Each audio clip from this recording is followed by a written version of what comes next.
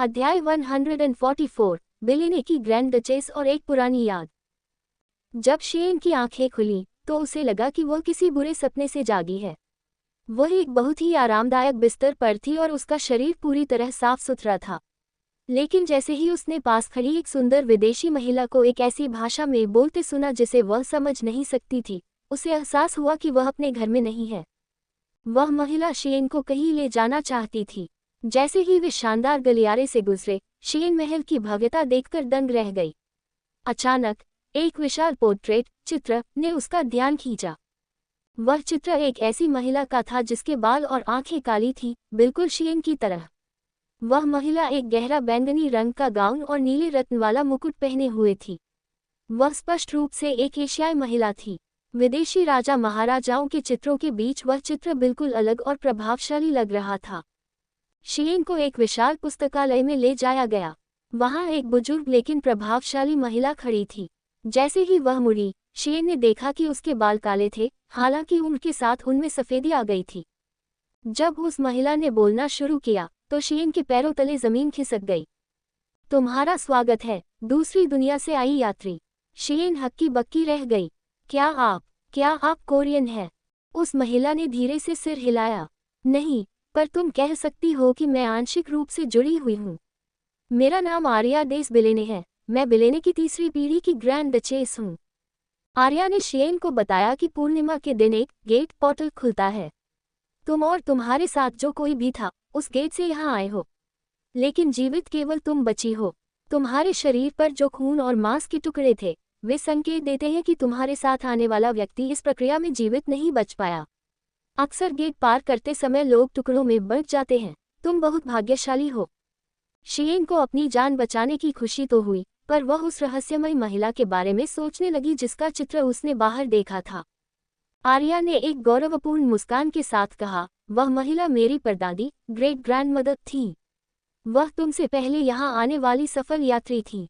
वे साम्राज्य सबीना ले क्रैंसिया थी। शेन को अब समझ आया कि उस महल में एक एशियाई महिला का चित्र क्यों था। सबीना ने न केवल इस दुनिया में अपनी जगह बनाई थी, बल्कि एक ऐसा वंश छोड़ा था जो आज भी उसकी भाषा और उसकी पहचान को सम्मान देता था। अध्याय 145 सबीना का संदेश और विरासत। तो ये पृथ्वी से अलग एक दूसरी दुनिया है, और आप कोरिया से आए एक और यात्री की वंशज हैं? शेन ने हकलाते हुए पूछा। हाँ, और इसीलिए मैं तुमसे बात कर पा रही हूँ।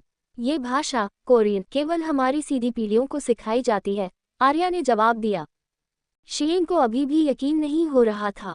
उसे लगा कि यह कोई टीवी प्रैंक है, लेकिन आर्या की उलझन और इस दुनिया की असलियत धीरे धीरे उस पर हावी होने लगी।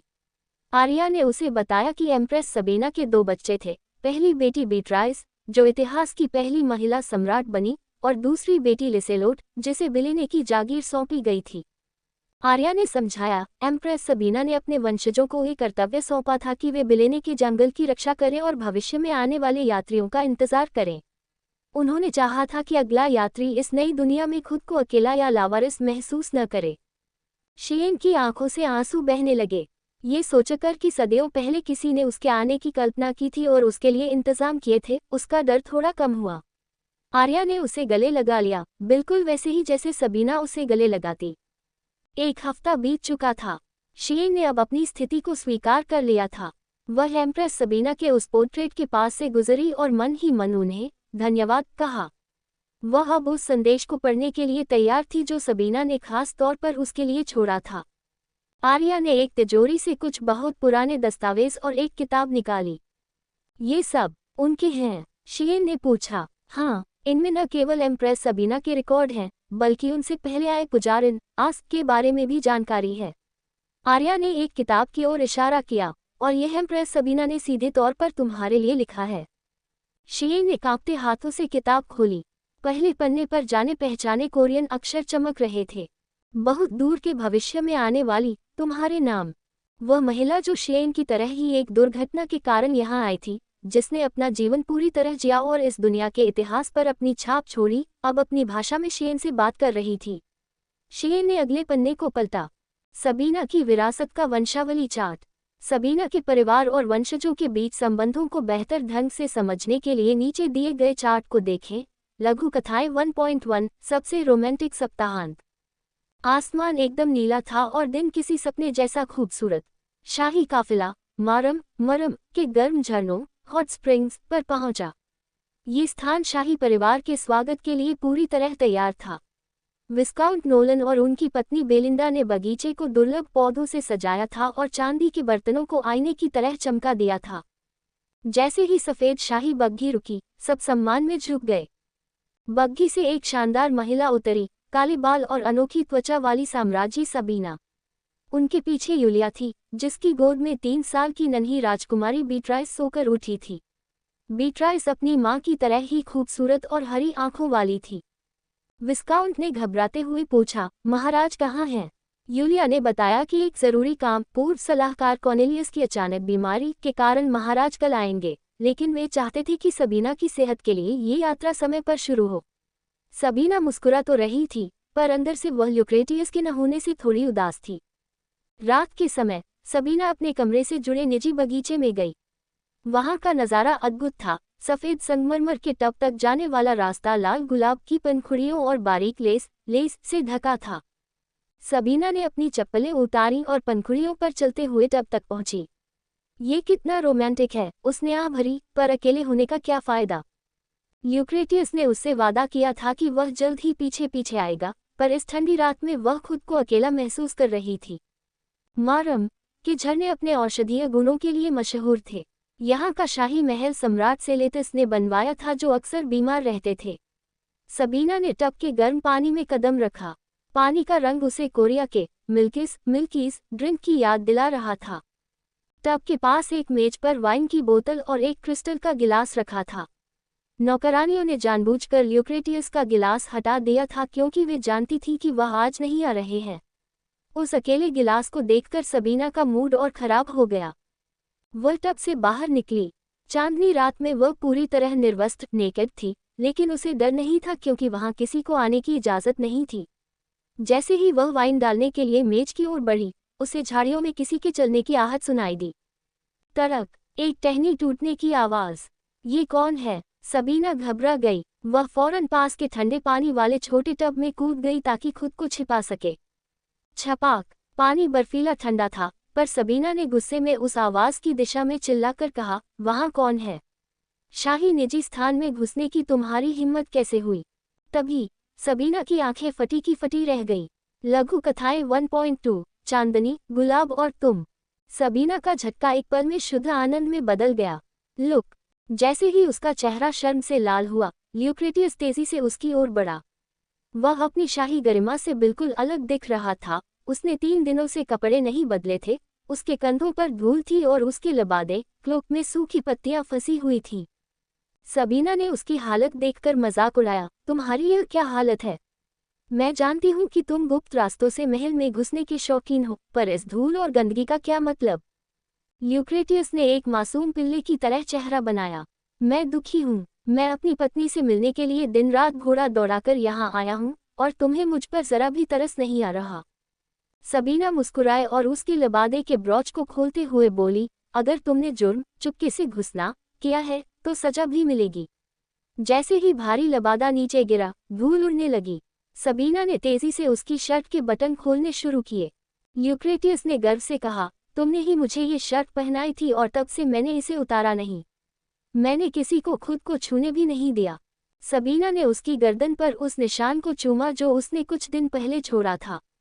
ल्यूक्रेटियस के शरीर से आने वाली पसीने और धूल की खुशबू उसे किसी भी इत्र से ज्यादा मदहोश कर रही थी। ल्यूक्रेटियस अब और खुद को रोक नहीं सका। उसने सबीना को अपनी बाहों में भर लिया। उनकी शादी को 4 साल हो चुके थे और उनकी एक बेटी भी थी। फिर भी जब वे अकेले होते थे, तो उनके बीच का आकर्षण किसी नए प्रेमी जोड़े जैसा ही तीव्र होता था। जादुई बगीचे में, सितारों और चांद की गवाह में, उन्होंने एक दूसरे के होठों का स्वाद लिया। ल्यूक्रेटियस ने उसे इतनी शिद्दत से चूमा जैसे वह दुनिया का सबसे दुर्लभ और मीठा फल हो।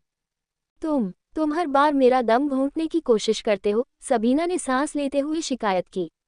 ल्यूक्रेटियस ने मदहोश होकर कहा, मैं तो उस हवा से भी जलता हूँ जिसमें तुम सांस लेती हो।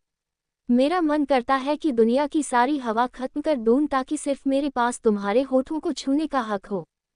सबीना ने उसकी इन फिल्मी बातों पर मजाक बनाया, लेकिन अंदर ही अंदर वह जानती थी कि उसे ये सब सुनना कितना पसंद है। ल्यूक्रेटियस का एकमात्र लक्ष्य सबीना को अपने प्यार के समंदर में इस कदर डुबो देना था कि उसे अपनी पिछली दुनिया या परिवार की कमी कभी महसूस न हो। सबीना अचानक पानी से बाहर निकली और ल्यूक्रेटियस की गर्दन में हाथ डालकर उसे अपने साथ पानी में खींच लिया। छपाक, पानी की बूंदें चारों ओर उड़ी और उनकी खिलखिलाहट से बगीचा गूंज उठा। उनकी वह रोमांटिक रात अब सही मायने में शुरू होने वाली थी। अध्याय 148, गुलाबों की राह और साया इश्क। सफ़ेद संगमरमर के फर्श पर ल्यूक्रेटियस के कपड़े बिखरे पड़े थे। सबीना को थोड़ा संकोच हो रहा था कि सुबह नौकरानियां क्या सोचेंगी, लेकिन ल्यूक्रेटियस के लिए ये सामान्य था। वह बचपन से ही लोगों की नज़रों के बीच पला बड़ा था, इसलिए उसके लिए सार्वजनिक और निजी जीवन के बीच की रेखा बहुत धुंधली थी। सबीना गर्म पानी में गर्दन तक डूबी हुई थी। उसने देखा कि ल्यूक्रेटियस टब में दाखिल हो रहा है। चांदनी में उसका सुगठित शरीर किसी तराशी हुई मूर्ति जैसा लग रहा था। सबीना को थोड़ी जलन भी हुई। वह 4 साल से इस झरने का पानी इस्तेमाल कर रही थी और ल्यूक्रेटियस ने बस एक बार डुबकी लगाई और वह उससे भी ज्यादा चमकने लगा। ल्यूक्रेटियस मुस्कुराते हुए उसके पास आया और वही क्रिस्टल का गिलास उसे थमाया जो सबीना से गिर गया था। अगर मुझे पता होता कि तुम आज ही आ जाओगे तो मैं 2 गिलास मंगवाती, सबीना ने कहा। ल्यूक्रेटियस ने झूठ बोलने की कोशिश की कि वह रात को सराय में सोया था, लेकिन सबीना उसकी फड़कती हुई पलकों से समझ गई कि वह झूठ बोल रहा है। वह अपनी पत्नी तक पहुंचने के लिए बिना सोए लगातार घोड़ा चलाकर आया था। सबीना ने उसे टोका नहीं, बल्कि उसके इस पागलपन भरे प्यार पर मन ही मन मुस्कुरा दी। उन्होंने एक ही गिलास से वाइन पी। ल्यूक्रेटियस ने शरारत करते हुए वाइन का घूंट अपने मुंह में भरा और सबीना को चूमते हुए उसे पिला दिया। मुझे लगता है हमें 2 गिलासों की जरूरत नहीं है, मुझे ये तरीका ज्यादा पसंद है, ल्यूक्रेटियस ने शरारती अंदाज में कहा। गर्म पानी की भाप के बीच सबीना ने ल्यूक्रेटियस के कंधे पर सिर टिका दिया। वह नींद से भरी हुई थी, पर ल्यूक्रेटियस का उत्साह कम नहीं हो रहा था। वह उसके माथे, गालों और कंधों को चूम रहा था। बस करो, मुझे नींद आ रही है, सबीना ने फुसफुसाते हुए कहा। ल्यूक्रेटियस ने उसके कान के पास धीरे से कहा, अभी तो पूरी रात बाकी है। तुम मुझे इस तरह अकेला छोड़ने का जुल्म तो नहीं करोगी। वह एक जिद्दी बच्चे की तरह लग रहा था। जब सबीना ने कहा कि वह सफ़र की थकान से कमज़ोर महसूस कर रही है, तो ल्यूक्रेटियस फौरन चिंतित हो गया। उसे लगा कि शायद वह 3 साल पहले हुए बीट्राइस के जन्म के दर्द से अभी भी पूरी तरह उबर नहीं पाए है। सबीना ने उसे भरोसा दिलाया कि वह बस पानी और वाइन के कारण थोड़ा मदहोश है। तभी ल्यूक्रेटियस ने अचानक उसे अपनी बाहों में उठा लिया। वह उसे टब से बाहर निकालकर बेडरूम की ओर ले जाने लगा। जब वे गुलाब की पंखुड़ियों से ढके रास्ते पर पहुंचे तो सबीना दम रह गई। ये सब तुमने करने को कहा था। बिल्कुल, मैं चाहता था कि मेरी साम्राज्य के लिए सब कुछ सर्वश्रेष्ठ हो। खूबसूरत चांद, गुलाबों की नशीली खुशबू और वह मर्द जिसे वह जान से ज्यादा चाहती थी, ये वाकई उनके जीवन की सबसे रोमांटिक रात थी। अध्याय 149, शाही नाश्ता और छोटी छोटी नोक-झोंक। मारम के शाही महल में आज काफी हलचल थी। सबीना के बेडरूम का दरवाजा धीरे से खुला और नन्ही राजकुमारी बीट्राइस ने अंदर झांका। उसके पीछे डरी हुई नौकरानियां उसे रोकने की कोशिश कर रही थीं ताकि महारानी की नींद में खलल न पड़े। लेकिन जब बीट्राइस अंदर पहुंची तो उसने अपने पिता ल्यूक्रेटियस को शावर गाउन में खड़े देखा। नौकरानियां डर के मारे झुक गईं। उन्हें उम्मीद नहीं थी कि सम्राट इतनी जल्दी यहाँ पहुंच चुके होंगे। डैडी महाराज, बीट्राइस खुशी से चिल्लाई और अपने पिता की गोद में जा बैठी। ल्यूक्रेटियस ने उसे दुलारा और मुस्कुराते हुए बताया कि उसकी माँ अभी सो रही है। तभी बिस्तर से सबीना के जागने की आवाज़ आई। बीट्राइस ने अपनी माँ के गालों पर जोर से किस किया। सबीना, जो अपनी दुनिया कोरिया में माता पिता द्वारा बच्चों से बेबी टॉक करने पर हैरान होती थी, आज खुद बीट्राइस के साथ वैसे ही बातें कर रही थी। पूरा शाही परिवार तैयार होकर बगीचे में टहलने निकला। नौकरानियों ने एक खूबसूरत पेड़ के नीचे नाश्ते की मेज सजाई थी। रसोई ने आज विशेष रूप से फोंडू तैयार किया था, पिघले हुए गर्म पनीर का एक बर्तन, जिसके साथ ताज़ा ब्रेड, हैम और फल रखे थे। सबीना ने चांदी के कांटे से ब्रेड का टुकड़ा पनीर में डुबोया और उसे फूंक मारकर ठंडा किया। चलो बीट्राइस, मुंह खोलो। आईएसएस। बीट्राइस ने एक छोटे पक्षी की तरह मुंह खोला और मज़े से खाने लगी। तभी सबीना का ध्यान ल्यूक्रेटियस पर गया, जो बस उन्हें देख रहा था। आप कुछ खा क्यों नहीं रहे? सिर्फ तुम दोनों को देखकर ही मेरा पेट भर गया है, ल्यूक्रेटियस ने फिर से रोमांटिक अंदाज में कहा। सबीना उसकी आवाज से समझ गई कि वह थोड़ा चिड़चिड़ा है। उसने फुसफुसाते हुए पूछा, क्या आप इसलिए परेशान हैं क्योंकि मैं सारा ध्यान बीट्राइस पर दे रही हूँ? ल्यूक्रेटियस ने हिचकिचाते हुए मना किया, जिसका मतलब था कि सबीना सही थी। हे भगवान, आप 30 साल के सम्राट हैं और फिर भी बच्चों जैसी हरकतें कर रहे हैं। सबीना हंस पड़ी और हैम का एक टुकड़ा पनीर में डुबोकर ल्यूक्रेटियस के मुंह के पास ले गई। ल्यूक्रेटियस ने तुरंत उसे खा लिया और उसका चेहरा खुशी से खिल उठा। फिर ल्यूक्रेटियस ने भी एक फल का टुकड़ा पनीर में डुबोया और सबीना को खिलाने लगा। सबीना शर्मा गई क्योंकि नौकरानियां पास ही खड़ी थीं। सब देख रहे हैं, उसने धीरे से कहा। वे इसके आदी हो चुके हैं, ल्यूक्रेटियस ने शरारत से कहा और उसे अपनी आंखों से डराने लगा कि अगर उसने कांटे से नहीं खाया तो वह उसे अपने मुंह से खिलाएगा। सबीना ने हार मान ली। खाना खिलाते समय ल्यूक्रेटियस ने चांदी के कांटे से उसके होठों और जीभ को इस तरह छुआ जैसे वह उसे चूम रहा हो। दिन के उजाले में उसकी इस साहसी हरकत से सबीना के गाल लाल हो गए। सबीना ने अपना चांदी का कांटा उठाया। अब उसकी बारी थी बदला लेने की। अध्याय 150, एक युग का अंत और आने वाला तूफान। नाश्ते की मेज पर सबीना और ल्यूक्रेटियस के बीच चल रहा खिलाने का खेल जारी रहा, जहां दोनों एक दूसरे को लुभाने की कोशिश कर रहे थे। लेकिन अंत में उनकी बेटी बीट्राइस के रोने ने इस खेल को समाप्त कर दिया क्योंकि उसे भी वही ध्यान चाहिए था। अंततः बीट्राइस ही इस खेल की असली विजेता बनी। नाश्ते के बाद वे तीनों टहलने निकले। सबीना ने वह सवाल पूछा जो उसके मन में था, कॉर्नेलियस, चांसलर कॉर्नेलियस कैसे हैं? ल्यूक्रेटियस उदास हो गया। कॉर्नेलियस, जो उसके लिए एक पिता के समान थे, अब कोमा में थे। ल्यूक्रेटियस ने बताया कि पूर्व साम्राज्य कैटलियानिरा की मौत के बाद कॉर्नेलियस का बदला पूरा हो गया था और ऐसा लगता था जैसे उनके जीने की इच्छा ही समाप्त हो गई हो। सबीना को एहसास हुआ कि कॉर्नेलियस की मृत्यु एक प्राकृतिक घटना है, जो उसे याद दिलाती है कि वह अब इस दुनिया का हिस्सा बन चुकी है।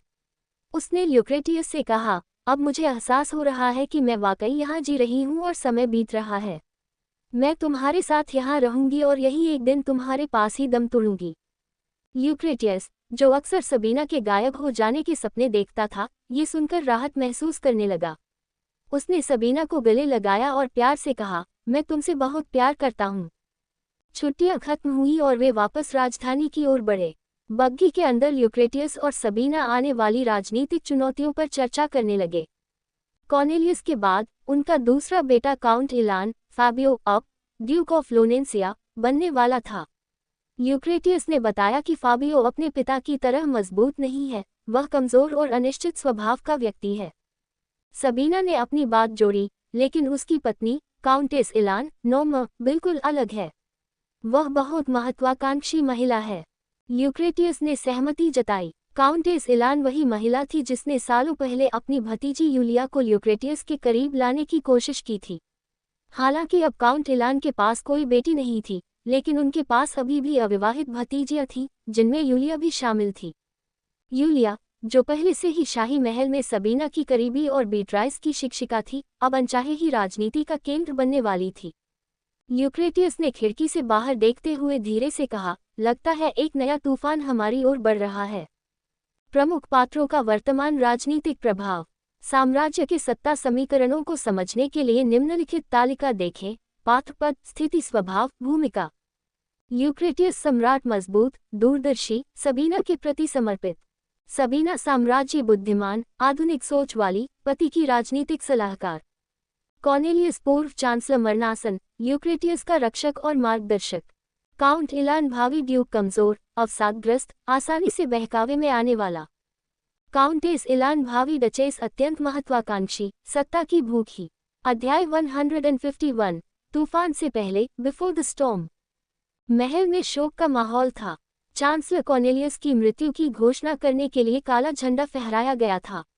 सम्राट ल्यूक्रेटियस ने अपने सबसे वफादार संरक्षक के सम्मान में शाही कर्नल को अंतिम संस्कार में भेजा। नए ड्यूक ऑफ लोनेंसिया पीले और कमजोर दिख रहे थे, लेकिन उनके बगल में खड़ी उनकी पत्नी डचेस नोम शांत और प्रभावशाली लग रही थी। लोनेंसिया परिवार क्रेंसिया के सबसे पुराने और शक्तिशाली परिवारों में से एक था और अब नॉर्मा ही इस शक्ति की असली सूत्रधार थी। एक हफ्ते बाद डचेस नॉर्मा मातम के कपड़ों में ही सबीना से मिलने पहुंची। बातचीत सामान्य शुरू हुई, लेकिन नॉर्मा ने जल्द ही अपने असली इरादे दिखाने शुरू कर दिए। राजकुमारी बीट्राइस अब 3 साल की होने वाली है, नॉर्मा ने चाय की चुस्की लेते हुए कहा। क्या कोई और खुशखबरी, दूसरा बच्चा आने वाली है? राजकुमारी को एक छोटे भाई या बहन की जरूरत है। सबीना मुस्कुराए, लेकिन अंदर से वह असहज थी। ल्यूक्रेटियस सबीना के पहले प्रसव की कठिनाई को देखकर दूसरा बच्चा पैदा करने से डरता था। नॉर्मा ने जोर देते हुए कहा कि क्रैंसिया के इतिहास में कभी कोई महिला शासक नहीं रही, इसलिए केवल एक वारिस बीट्राइस होना जोखिम भरा है। उसने राजकुमारी लिलियाना के बेटे कलन का जिक्र भी किया, जो भविष्य में बीट्राइस के सिंहासन के लिए खतरा बन सकता था। सबीना ने शांति से जवाब दिया, लेकिन नॉर्मा यही नहीं रुकी। उसने वह बात छेड़ी जिससे हर पत्नी को नफरत होती है, शाही हारिम। बाकी कॉलोनियों और राज्यों से जल्द ही महिलाओं को सम्राट की पत्नियों और उपपत्नियों के रूप में भेजा जाएगा, नॉर्मा ने कहा। आप एक विदेशी साम्राज्य हैं, आपका यहाँ कोई अपना परिवार नहीं है जो आपकी मदद कर सके। आपको जल्द से जल्द एक पहली पत्नी, फर्स्ट वाइफ चुननी चाहिए जो आपके पक्ष में हो और आपके साथ हरम पर नियंत्रण रख सके।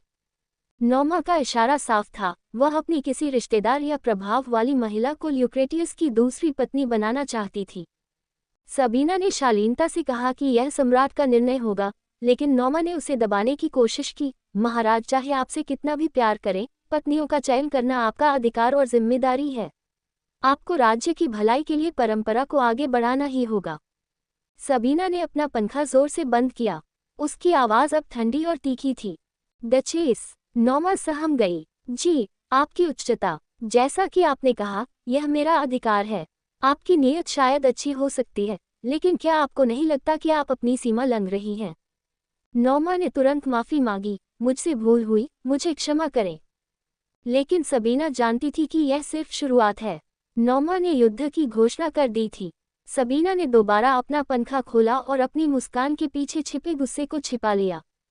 शक्ति का संतुलन, क्रैंसिया के प्रमुख कुलीन परिवार।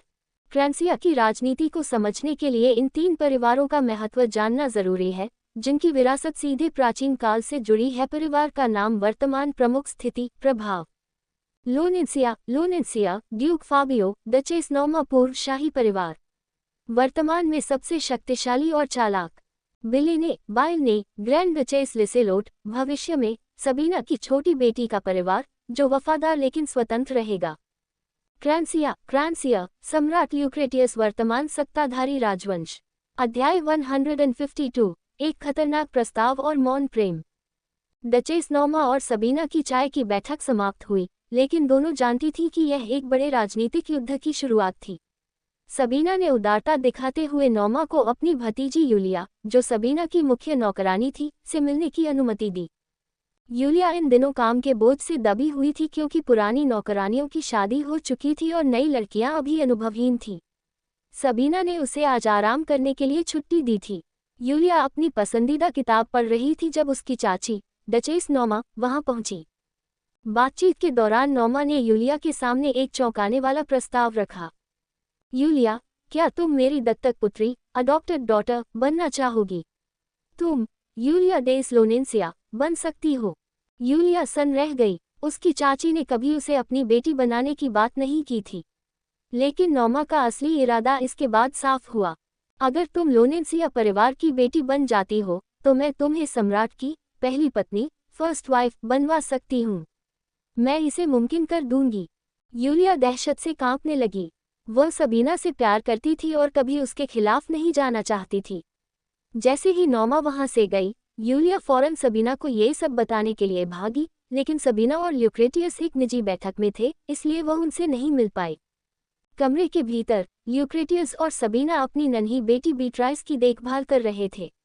बीट्राइस का बुखार अब कम हो गया था, जिससे दोनों ने राहत की सांस ली। ल्यूक्रेटियस ने देखा कि सबीना ने बीट्राइस की चिंता में रात का खाना भी ठीक से नहीं खाया है। उसने चुपके से अपने सेवकों को आदेश दिया और बेडरूम में ही एक शानदार डिनर टेबल सजवाए।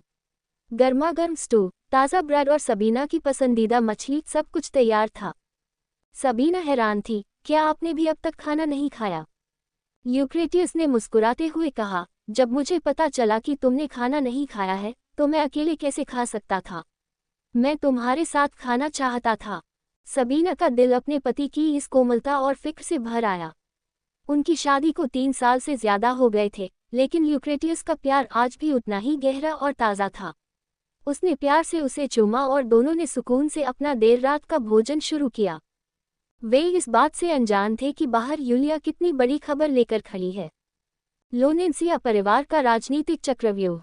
डचेस नॉर्मा द्वारा बिछाए जा रहे जाल को समझने के लिए इस योजना के चरणों को देखें। पात्र संबंध विशेषताएं। रोबोटो डेस लोनेंसिया नॉर्मा का छोटा बेटा सुंदर, आवारा, मां का लाडला। यूलिया नॉर्मा की भतीजी सबीना की वफादार नौकरानी, भविष्य की संभावित मोहरा। मिसेज बिल्सन पूर्व रसोया कॉर्नेलियस की वफादार, जिसे नॉर्मा ने निकाल दिया। विवरण प्रभाव। ओपेरेटा का आयोजन शाही महल में 50 साल बाद किसी कलात्मक शो की वापसी। सबीना की प्रतिक्रिया, स्टैंडिंग ओवेशन देकर परंपराओं को तोड़ना और कलाकारों का सम्मान करना। ल्यूक्रेटियस का व्यवहार, पत्नी की खुशी के लिए अपनी नापसंद को दरकिनार करना। रोबोटों की मौजूदगी, एक नए रहस्य और संभावित खतरे का संकेत। अध्याय 155, ईर्ष्या, संगीत और अनसुलझे रहस्य। प्रदर्शन के बाद का समय। गायिका अमरिंस अपने प्रतीक्षालय में मेकअप उतार रही थी और अपनी सफलता का आनंद ले रही थी। तभी दरवाजे पर दस्तक हुई। सामने खड़े व्यक्ति को देख वह दंग रह गई। वह कोई और नहीं, उसका पुराना प्रेमी और मशहूर संगीतकार जोसेप जसेपी लोनो था। बातचीत के दौरान एक बड़ा सच सामने आया। अमरिंस ने जिस नए संगीतकार, क्रिश्चियन बोसेटी, की धुनों पर आज गाया था, वह असल में जोसेप ही था। उसने अपना नाम बदलकर दुनिया को चौंका दिया था। अब तुम क्या करोगे? क्या संगीत लिखना जारी रखोगे? अमरिंस ने पूछा। जोसेप, क्रिश्चियन, के चेहरे पर एक खतरनाक मुस्कान आई। नहीं, मुझे इससे कहीं ज्यादा दिलचस्प काम मिल गया है। उधर शाही बेडरूम में सबीना ओपेरेटा के अनुभव से बेहद उत्साहित थी, लेकिन ल्यूक्रेटियस गहरी सोच में डूबा था। उसके मन में एक ही सवाल चल रहा था, क्या मुझे गाना सीखना चाहिए? उसे आज उस पुरुष गायक के प्रति सबीना की प्रशंसा देखकर जलन हो रही थी। बचपन में उसकी मां, एम्प्रेस बीट्राइस, और संगीत गुरु ने उसकी गायकी को देख उम्मीद छोड़ दी थी, क्योंकि ल्यूक्रेटियस के पास संगीत का कोई हुनर नहीं था। लेकिन अपनी पत्नी का ध्यान खींचने के लिए वह फिर से सीखने को तैयार था। सबीना उसकी खामोशी देख पूछ बैठी, आप क्या सोच रहे हैं? मैं गायकी की ट्यूशन लेने की सोच रहा हूँ, ल्यूक्रेटियस ने सपाट लहजे में कहा। सबीना पहले तो अवाक रह गई, फिर बिस्तर पर लोटपोट होकर हंसने लगी। क्या आप मंच पर खड़े होकर गाएंगे? मैं तो कल्पना भी नहीं कर सकती। ल्यूक्रेटियस चिढ़ गया। मैं गंभीर हूँ, आपकी उच्चता। आज रात आप उस गायक को जिस तरह देख रही थी। सबीना को अपने पति पर प्यार आया। उसे कोरिया में अपने पालतू कुत्ते की याद आ गई, जो शुरू में बहुत गंभीर था पर बाद में बच्चों की तरह अटेंशन मांगने लगा था। ल्यूक्रेटियस भी वैसा ही हो गया था, दुनिया के लिए एक क्रूर सम्राट, पर उसके लिए एक बड़ा सा बच्चा। उसने ल्यूक्रेटियस को गले लगाया। क्या आप वाकई उन गायकों से जल रहे हैं? ल्यूक्रेटियस ने उसकी नाक पर हल्का सा काटते हुए कहा, बिल्कुल। ल्यूक्रेटियस ने उसे बाहों में भरकर बिस्तर पर लिटाया। उसकी आंखों में एक अजीब सी गहराई थी। मैं हमेशा डरा रहता हूं कि कहीं मेरी साम्राज्य अपने इस पति से ऊब न जाए। इसीलिए मैं खुद को बेहतर बनाने की कोशिश करता रहता हूं ताकि तुम्हारा प्यार कभी कम न हो। सबीना मुस्कुराए। उसे ताज्जुब होता था कि उम्र बढ़ने के साथ ल्यूक्रेटियस और भी ज्यादा हैंडसम कैसे होता जा रहा है। मुझे भी कभी कभी ऐसा ही दबाव महसूस होता है, सबीना ने धीरे से कहा। ल्यूक्रेटियस की असुरक्षा और सबीना का प्यार, ल्यूक्रेटियस का डर, सबीना की हकीकत। सबीना किसी और, जैसे गायक, से प्रभावित हो जाएगी। वह ल्यूक्रेटियस के बढ़ते आकर्षण और परिपक्वता से मंत्रमुग्ध है। उसका हुनर कम पड़ जाएगा। उसके लिए ल्यूक्रेटियस का साथ और उसकी कोशिशें ही सबसे बड़ा तोहफा है। डचेस नॉर्मा का दृष्टिकोण, सबीना की रणनीति। सबीना कमजोर है क्योंकि उसके पास कोई मायका या राजनीतिक समर्थन नहीं है। सबीना अपनी बुद्धिमत्ता और ल्यूक्रेटियस के अटूट समर्थन को अपनी सबसे बड़ी ताकत मानती है। वह यूलिया को मोहरा बनाकर हरम पर नियंत्रण चाहती है। सबीना ने पहले ही यूलिया का विश्वास जीत लिया है और नॉर्मा की चाल समझ चुकी है। अध्याय 157, साम्राज्य का master stroke, the एम्प्रेसेस master stroke. Sabina और डचेस नोमा के बीच बातचीत मधुर मुस्कानों के साथ शुरू हुई, लेकिन हवा में तनाव साफ महसूस किया जा सकता था। डचेस ने फिर से वही राग छेड़ा, महाराज को दूसरी पत्नी, यूलिया, की जरूरत है और यह सबीना की जिम्मेदारी है। सबीना ने बहुत ही शालीनता से जवाब दिया, महाराज ने स्पष्ट कर दिया है कि उन्हें किसी और पत्नी या उपपत्नी में कोई दिलचस्पी नहीं है। एक आज्ञाकारी पत्नी होने के नाते मुझे उनकी इच्छा का सम्मान करना होगा। सबीना मन ही मन मुस्कुरा रही थी। वह जानती थी कि यूक्रेटियस और उसका रिश्ता पूर्ण विश्वास पर टिका है। यूलिया खुद भी इस खेल का हिस्सा नहीं बनना चाहती थी। जब डचेस ने तर्क दिया कि यूलिया अभी नासमझ है और सबीना को उसे सही रास्ता, हरम में शामिल होना, दिखाना चाहिए, तो सबीना ने अपना असली पत्ता खोला। डचेस, महाराज एक बड़ा कानून बदलने की योजना बना रहे हैं, सबीना ने बड़ी गंभीरता से कहा। इतिहास गवाह है कि बहुत सारी पत्नियों और उपपत्नियों की वजह से ही सिंहासन के लिए गृहयुद्ध होते आए हैं। कैटलियानेरा का उदाहरण हमारे सामने है। महाराज नहीं चाहते कि भविष्य में फिर से ऐसा कोई खून खराबा हो। डचेस हक्की बक्की रह गई। सबीना ने आगे कहा, इसीलिए अब से दूसरे राज्य और कॉलोनियां अपनी राजकुमारियां भेजने के बजाय अपने राजकुमारों को भेजेंगे। राजकुमार, डचेस की आंखें फटी की फटी रह गई। हाँ, सबीना ने मुस्कुराते हुए समझाया, राजकुमारियां यहाँ आकर साम्राज्य बनने की महत्वाकांक्षा पालती हैं और साजिशें रचती हैं। लेकिन राजकुमारों को राजनीतिक बंधक, पॉलिटिकल हॉस्टेजेस, के रूप में रखना ज्यादा सुरक्षित और प्रभावी होगा। इससे उत्तराधिकार का खतरा भी खत्म हो जाएगा।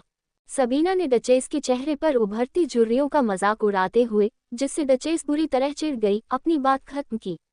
उसने डचेस को यह एहसास दिला दिया कि अब हरम की राजनीति के दिन लग चुके हैं। ये सबीना की एक तरफा जीत थी। डचेस नोमा, जो खुद को बहुत चालाक समझती थी, एक कम उम्र की लड़की के हाथों अपनी हार पर खून का घूंट पीकर रह गई। सबीना की कूटनीतिक जीत के बिंदु डचेस की चाल, सबीना का पलटवार, यूलिया को दूसरी पत्नी बनाना, नए कानून द्वारा हरम की परंपरा को ही समाप्त करने का प्रस्ताव, सबीना को अकेली विदेशी साबित करना, यूक्रेटियस के साथ अपनी अटूट एकता का प्रदर्शन करना, परंपरा का वास्ता देना, परंपरा से होने वाले नुकसानों जैसे कैटलियानेरा की बगावत को ढाल बनाना। अध्याय 158, प्रतिशोध और रोबोटों की साजिश। बैठक खत्म होने से ठीक पहले साम्राज्य सबीना ने डचेस नोमा के कान में धीरे से फुसफुसाया था, डचेस, मैं कभी आपकी कठपुतली नहीं बनूंगी। खचाक, हवेली पहुंचते ही नोमा का गुस्सा फूट पड़ा। उसने कांच के गुलदस्ते और चांदी के मोमबत्ती स्टैंड को दीवार पर दे मारा। सबीना ने जो कहा था वह सच था, सम्राट ने वाकई कानून बदल दिया था। अब विदेशी राज्यों से राजकुमारियां नहीं, बल्कि राजकुमार राजनीतिक बंधक के रूप में आएंगे। ये कदम न केवल शाही खजाने को बचाने वाला था, बल्कि हरम की राजनीति को जड़ से खत्म करने वाला था। नोमा अपनी शक्तिहीनता पर तिलमिला रही थी।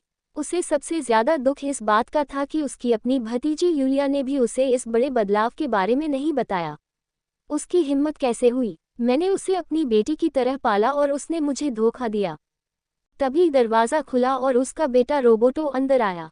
नोमा का चेहरा उसे देख थोड़ा शांत हुआ। सिर्फ तुम ही हो जिसे मेरी परवाह है, रॉब। तुम्हारे पिता तो मेरे मरने का इंतजार कर रहे हैं, नोमा ने दुखी होकर कहा। उसने रोबोटो को सब कुछ बताया, यूलिया का विश्वासघात, सबीना की चाल और उसकी योजना का विफल होना। तो ये बात है, रोबोटो ने गंभीरता से सुना। हाँ, और अब मुझे समझ नहीं आ रहा कि क्या करूं, नोमा ने अपना सिर पकड़ लिया। रोबोटो ने अपनी मां का हाथ थामते हुए उसे सांत्वना दी, पर उसके दिमाग में कुछ और ही चल रहा था। नोमा ने बड़बड़ाते हुए कहा कि वह यूलिया को उसकी बहन सास्तिया और उसके बच्चों के जरिए मजबूर कर सकती है, क्योंकि सास्तिया की शादी नोमा ने ही अपनी वफादार फैमिली में कराई थी। अचानक रोबोटो ने एक सवाल पूछा, वैसे माँ, वह साम्राज्य, क्या वह वाकई किसी दूर देश से है? कौन जानता है? सम्राट ने कहा है, तो सब यकीन करने का नाटक करते हैं, पर किसी को उसकी असलियत नहीं पता। रोबोटो ने एक गहरी मुस्कान के साथ पूछा, माँ, अगर सम्राट और साम्राज्य के बीच दूरियां आ जाएं, तो क्या इससे आपकी योजना को मदद मिलेगी? नोमा उलझन में थी। हाँ, मुझे लगता है कि मिलेगी। तब रोबोटो ने अपनी माँ के कान में अपनी योजना बताई।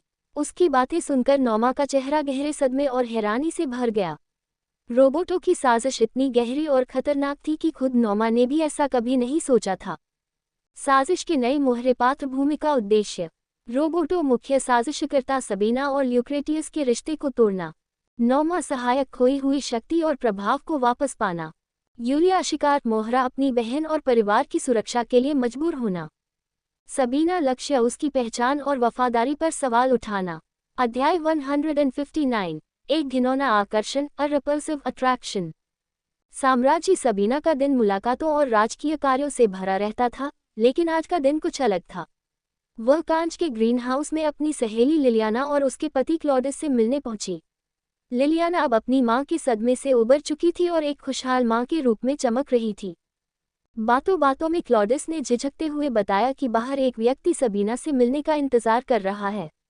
वह कोई और नहीं, डचेस नॉमा का दूसरा बेटा रोबोटो दे स्लोनेंसिया था।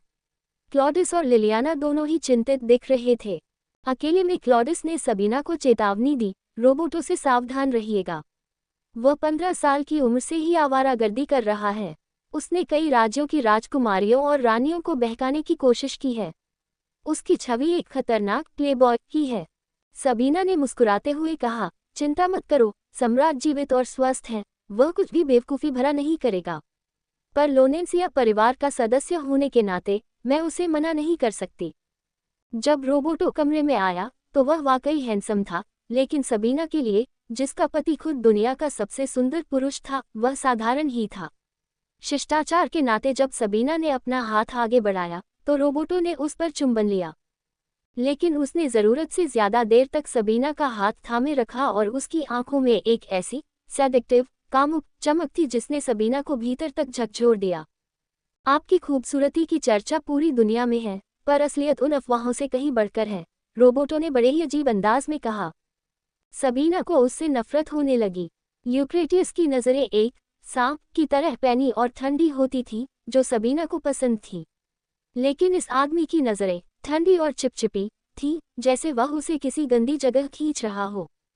अगले दिन सबीना अपने घोड़े लोलाई को चीनी खिला रही थी। घोड़े की गीली जीभ जब उसके हाथ को छू रही थी तो उसे बुरा नहीं लगा, लेकिन उसे याद आया कि कैसे रोबोटो के हाथ छूने मात्र से उसे घिन महसूस हुई थी। उसने मन ही मन तय किया, वह खतरनाक है, मुझे उससे बहुत बचकर रहना होगा। क्लॉडिस जैसे समझदार व्यक्ति की चेतावनी कभी गलत नहीं हो सकती थी। पात्रों का विश्लेषण। ल्यूक्रेटियस बनाम रोबोटो। विशेषता ल्यूक्रेटियस सम्राट, रोबोटो साजिशकर्ता। दृष्टिकोण गंभीर, वफादार और सुरक्षात्मक। सतही, कामुक और स्वार्थी। आकर्षण गरिमापूर्ण और गहरा, भड़कीला और प्लेबॉय जैसा। सबीना की भावनापूर्ण विश्वास और प्रेम। घृणा, बेचैनी और सतर्कता। अध्याय 160 नकाबपोश साजिश, अ मास्क्ड कॉन्स्पिरेसी। महल में सम्राट ल्यूक्रेटियस के आगमन की घोषणा हुई। वह हमेशा की तरह काम खत्म होते ही सबीना के पास पहुंच गए। ल्यूक्रेटियस ने आते ही सबीना की खूबसूरती की तारीफों के पुल बांधने शुरू कर दिए। सबीना, जो पहले इन बातों से झिझकती थी, अब इनकी आदी हो चुकी थी। ल्यूक्रेटियस ने देखा कि सबीना घोड़े को चीनी खिला रही थी। उसने तुरंत एक गीला तौलिया लिया और सबीना के हाथों को साफ किया, फिर उनके हाथों को चूम लिया। ये ल्यूक्रेटियस की अपनी टेरिटरी मार्क करने की आदत थी, वह घोड़े तक से जलता था। सबीना को उसका यह अधिकार जताने वाला अंदाज पसंद आता था, क्योंकि यह उस घिनौने एहसास से बिल्कुल उलट था जो उसे रोबोटो के छूने से मिला था। दूसरी ओर रोबोटो अपनी योजना पर काम कर रहा था। वह सबीना को एक शिकार की तरह देख रहा था। उसे वे महिलाएं पसंद थीं जिन्हें पाना मुश्किल हो। उसने अपनी मां से वादा किया था कि वह सम्राट और साम्राज्य के बीच अविश्वास पैदा कर देगा ताकि यूलिया को पहली पत्नी बनाया जा सके। तभी अमरिंस गायिका कमरे में आई। उसे देखकर रोबोटो के दिमाग में एक नया विचार आया। उसने देखा कि अमरिंस का कद और काठी लगभग सबीना जैसी ही है। अमरिंस, क्या तुम आने वाली मैस्करेड बॉल में मेरे साथ मेरी पार्टनर बनकर चलोगी? रोबोटो ने प्यार से पूछा। अमरिंस हैरान थी, क्योंकि रोबोटो ने उसे सालों पहले छोड़ दिया था, लेकिन वह अब भी उसके प्रभाव में थी। रोबोटो ने अब अपना नाम बदलकर क्रिश्चियन बोसेटी रख लिया था। उसने अमरिंस को चूमकर उसे पूरी तरह अपने वश में कर लिया। महल में फसल उत्सव हार्वेस्ट सेलिब्रेशन की तैयारी शुरू हो गई थी। इस बार उत्सव की शुरुआत एक मस्करेड नकाबपोश बॉल से होनी थी। सामंथा और एग्नेस जैसी अनुभवी नौकरानियां इस विचार से खुश नहीं थीं। उनके लिए पहचान छिपाकर नाचना असभ्य था, लेकिन सिलिया और हन्ना जैसी युवा नौकरानियां रोमांचित थीं। इस बॉल में क्रिश्चियन बोसेटी का नया ओपेरेटा द मस्करेड भी प्रदर्शित किया जाना था। पूरे महल में केवल 2 ही लोग जानते थे कि एक पारंपरिक बॉल को अचानक मस्करेड बॉल में क्यों बदल दिया गया है और उसके पीछे का असली मकसद क्या है। मस्करेड बॉल, साजिश का मंच तत्व, साजिश का हिस्सा। पहचान छिपाना, नकाब के पीछे कोई भी किसी का स्थान ले सकता है। रोबोटों का प्लान, अमरिंस का उपयोग करके सबीना की छवि खराब करना या भ्रम पैदा करना। ल्यूक्रेटियस की स्थिति, वह अनजान है कि उसकी रोमांटिक योजना का इस्तेमाल उसके खिलाफ किया जा रहा है। अध्याय 161, नकाब के पीछे का आदमी, the man behind the mask. Masquerade ball की घोषणा से 2 सप्ताह पहले सबीना को ल्यूक्रेटियस से एक रहस्यमयी काला बक्सा उपहार में मिला। बक्सा खोलते ही वह दंग रह गई। भीतर पंखों, कीमती रत्नों और मोतियों से जड़ा एक अद्भुत नकाब मास्क था। उसके नीचे एक स्क्रिप्ट रखी थी जिसका शीर्षक था द मस्करेड। सबीना की आंखें खुशी से चमक उठी जब उसने देखा कि इस ओपेरेटा को उसके पसंदीदा संगीतकार क्रिश्चियन बोसेटी और लेखक डिल्मा पेरेंट ने मिलकर तैयार किया है। उसने उत्सुकता से पूछा कि ये कहाँ प्रदर्शित होगा, और ल्यूक्रेटियस ने मुस्कुराते हुए जवाब दिया, हमारे घर महल में। ये ल्यूक्रेटियस का उनकी शादी की सालगिरह का तोहफा था। वह चाहता था कि सबीना के साथ वह बिना किसी औपचारिकता के नकाबों के पीछे छिपकर महल में एक सामान्य जोड़े की तरह समय बिता सके। इस आयोजन के लिए ल्यूक्रेटियस ने अपने निजी बजट, पर्सनल फंड का इस्तेमाल किया था, क्योंकि वह नहीं चाहता था कि सबीना उसे शाही खजाना बर्बाद करने वाला एक तानाशाह समझे। सबीना पहले तो खर्च को लेकर थोड़ी नाराज हुई, लेकिन ल्यूक्रेटियस के प्यार और उसकी मेहनत को देखकर उसने उसे गले लगा लिया। दोनों ने तय किया कि अब से वे एक दूसरे से छोटी सी छोटी बात भी साझा करेंगे। अंततः फसल उत्सव, हार्वेस्ट सेलिब्रेशन का पहला दिन आ गया, मस्करेड बॉल की रात। क्रांसिया की परंपरा के अनुसार सम्राट ने इस बार नियमों में बदलाव किया था। आमतौर पर शाही परिवार अंत में प्रवेश करता था, लेकिन इस बार सम्राट और साम्राज्य नकाब पहनकर गुप्त रूप से पहले ही भीड़ में शामिल होने वाले थे। किसी भी राजनयिक बातचीत को दूसरे दिन के लिए टाल दिया गया था। नकाबपोश उत्सव का नियम सरल था, अपनी पदवी और मर्यादा को भूलकर आनंद लेना। पुराने दरबारी पहले तो इस बचकाने विचार से नाखुश थे, लेकिन जैसे जैसे उत्सव करीब आया, वे भी अपनी जवानी के दिनों को याद कर उत्साहित हो गए। हर कोई एक जादुई और रोमांचक रात की उम्मीद कर रहा था। उन्हें अंदाजा नहीं था कि नकाबों के पीछे केवल रोमांस ही नहीं, बल्कि एक गहरी साजिश भी छिपी है। उत्सव की मुख्य विशेषताएं, आयोजन विवरण। ओपेरेटा द मस्करेड, क्रिश्चियन बोसेटी और डिल्मा पेरेंट की पहली साझा कृति। मुख्य कलाकार गायिका अमरिंस, जो रोबोटों की पुरानी प्रेमिका और वर्तमान मोहरा है। नियम, नकाब पहनना अनिवार्य, ऊंच नीच और पदवी का भेद मिटा देना। ल्यूक्रेटियस का इरादा, सबीना के साथ एक सीक्रेट डेट एंजॉय करना। अध्याय 162, नकाबपोश रात की हकीकत। महल का उत्सव शुरू हो चुका था और दरबारी नकाबों और विग के पीछे अपनी पहचान छिपाकर प्रवेश कर रहे थे। चारों ओर झूमरों की रोशनी और गहनों से सजे नकाबों की चमक थी। हर कोई इस उत्सुकता में था कि सम्राट और साम्राज्य कहाँ हैं, क्योंकि यह घोषणा की गई थी कि वे शायद इस उत्सव में शामिल न हों। इस रात की कुछ खास बातें इस प्रकार थीं। सम्राट की तलाश। अविवाहित युवतियां और उनके परिवार सम्राट को खोजने के लिए बेताब थे ताकि वे उनके साथ नृत्य कर सके और उनका ध्यान आकर्षित कर सके। हालांकि सम्राट शादीशुदा थे, लेकिन कानून के अनुसार उनके पास अब भी पत्नियों और उपपत्नियों के लिए 4 स्थान खाली थे। अवाक कर देने वाला दृश्य, पन्ने एमरल्ड के नकाब में एक पुरुष और काले मोतियों के नकाब में एक महिला नृत्य के बाद बगीचे की ओर बढ़े। वहां उन्होंने देखा कि मस्करेड की आड़ में लोग बहुत साहसी बोल्ड हो गए थे और झाड़ियों के पीछे गुप्त मुलाकातों में व्यस्त थे। असली पहचान। बगीचे के एक शांत कोने में पहुंचकर जब उस जोड़े ने अपने नकाब उतारे, तो वे कोई और नहीं बल्कि साम्राज्य सबीना और सम्राट ल्यूक्रेटियस थे। सबीना ये देखकर दंग थी कि उत्सव इतना अनियंत्रित गौन शो हो गया है। ल्यूक्रेटियस का प्रेम। सबीना ने मजाक में कहा कि ल्यूक्रेटियस जैसे सुंदर व्यक्ति के लिए ऐसी पार्टियां आम होनी चाहिए, जिस पर ल्यूक्रेटियस ने फिर से अपनी वफादारी का यकीन दिलाया। उसने सबीना को अपनी प्यारी नन्ही चिड़िया कहते हुए भावुक बातें की और अंत में दोनों एक दूसरे को चूमने लगे। अध्याय 163, सुरों के बीच छिपा राज। सुबह होने वाली थी और चांद धीरे धीरे ओझल हो रहा था। सबीना और ल्यूक्रेटियस बगीचे से बाहर आए। सबीना अपनी भारी ड्रेस और मेकअप, जो उसकी त्वचा का रंग छिपाने के लिए लगाया गया था, के कारण गर्मी से बेहाल थी। फिर भी उसने वापस जाने से मना कर दिया क्योंकि मुख्य शो अभी शुरू नहीं हुआ था। उसने जोर देकर कहा कि ल्यूक्रेटियस ने इस पर बहुत पैसा खर्च किया है, इसलिए वह इसे अंत तक देखेगी। मस्करेड शो का मुख्य आकर्षण। आधी रात का इंतजार। जैसे ही घंटी ने 12 बजाए, हॉल में सन्नाटा छा गया और शो शुरू हुआ। अमरिन स्तूल का जादू। सबसे लोकप्रिय सोप्रानो गायिका अमरिन स्तूल ने दर्शकों के बीच से गाते हुए मंच की ओर बढ़ना शुरू किया। एक अनोखा अनुभव। ये पहली बार था जब कलाकारों ने दर्शकों के बीच खड़े होकर प्रस्तुति दी थी। शो का नाम मस्करेड था, जो बाद में रोमब्रुक के इतिहास का सबसे प्रसिद्ध ओपेरेटा बना। सबीना की खुशी। सबीना इतनी उत्साहित थी कि उसकी आंखों में आंसू आ गए। उसने ल्यूक्रेटियस को इस शानदार तोहफे के लिए धन्यवाद दिया और मजाक में कहा कि वह अब उसके गुप्त फंड स्लश फंड के बारे में पूछताछ नहीं करेगी। एक चौंकाने वाली मुलाकात। शो खत्म होने के बाद सबीना और ल्यूक्रेटियस एक एकांत गलियारे में छिपे हुए थे। तभी उन्होंने किसी के आने की आहट सुनी। वहां प्रसिद्ध गायिका अमरिन स्तूल एक व्यक्ति के साथ मौजूद थी। अमरिन्स ने उस व्यक्ति को क्रिश्चियन कहकर पुकारा। सबीना ये जानकर दंग रह गई कि वह व्यक्ति कोई और नहीं बल्कि उसका पसंदीदा संगीतकार क्रिश्चियन बोसेटी था। ल्यूक्रेटियस ने स्वीकार किया कि उसने शो का ऑर्डर दिया था, लेकिन वह खुद कभी इस संगीतकार से व्यक्तिगत रूप से नहीं मिला था। जैसे ही उस रहस्यमयी आदमी ने बोलना शुरू किया और अमरिन्स की तारीफ की, सबीना की आंखें हैरानी से फैल गईं। उसे वह आवाज बहुत जानी पहचानी लगी। अध्याय 164 साजिश और सुरों का संगम। क्रिश्चियन बोसेटी की आवाज सबीना को बहुत जानी पहचानी लगी। जैसे ही उस व्यक्ति ने अपना नकाब उतारा, सबीना और ल्यूक्रेटियस हक्के बक्के रह गए। वह कोई और नहीं बल्कि रोबोटो डेस लोनेंसिया था।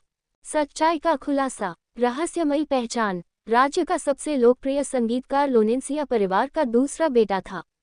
चूंकि कुलीन परिवारों में कला को एक तुच्छ काम माना जाता था, इसलिए रोबोटो ने इसे गुप्त रखा था। पकड़े गए सम्राट। रोबोटो ने सबीना और ल्यूक्रेटियस को छिपकर बातें सुनते हुए पकड़ लिया।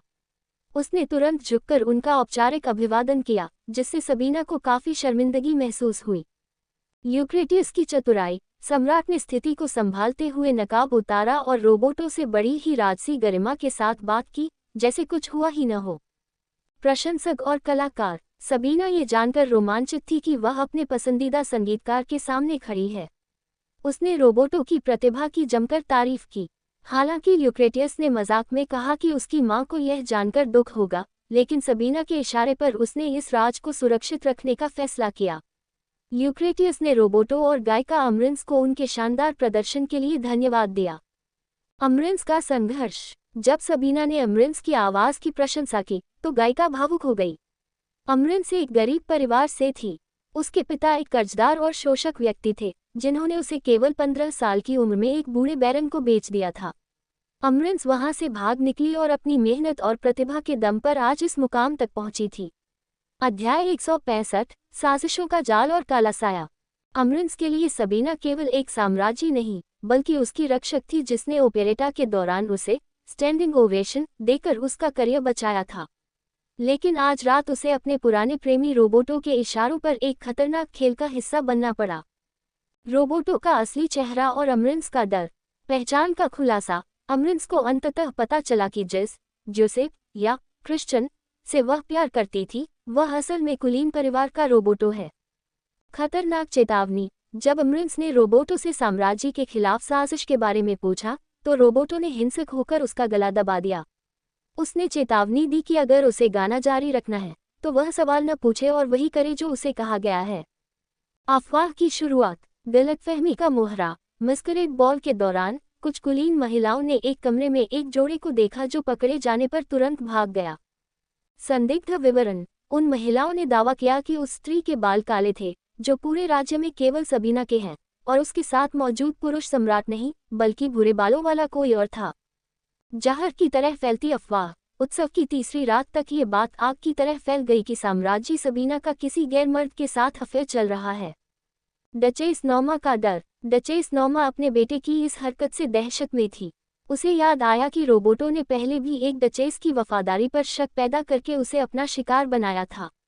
रोबोटों का मानना था कि सबूत मायने नहीं रखते, केवल सम्राट के मन में शक पैदा करना काफी है। जब नोमा ने उससे सख्ती से पूछा कि क्या ये उसका काम है, तो रोबोटों ने केवल एक रहस्यमयी मुस्कान के साथ बात टाल दी। अध्याय 166 जाल द ट्रैप।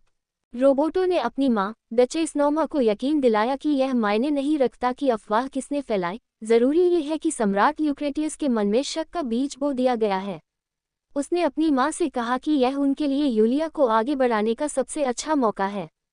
सम्राट का क्रोध। सबीना तैयार हो रही थी, तभी ल्यूक्रेटियस गुस्से में ड्रेसिंग रूम में दाखिल हुआ। उसकी आंखों में वह प्यार नहीं था जो हमेशा रहता था। आरोप। ल्यूक्रेटियस ने सबके सामने सबीना पर आरोप लगाया कि वह रात के अंधेरे में किसी और मर्द से मिली थी। गवाह।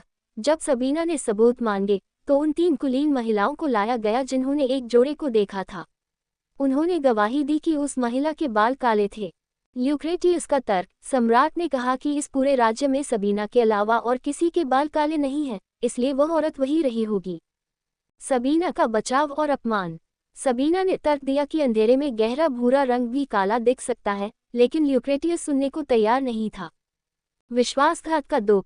सबीना को सबसे ज्यादा दुख इस बात का था कि ल्यूक्रेटियस ने उसकी वफादारी पर शक किया।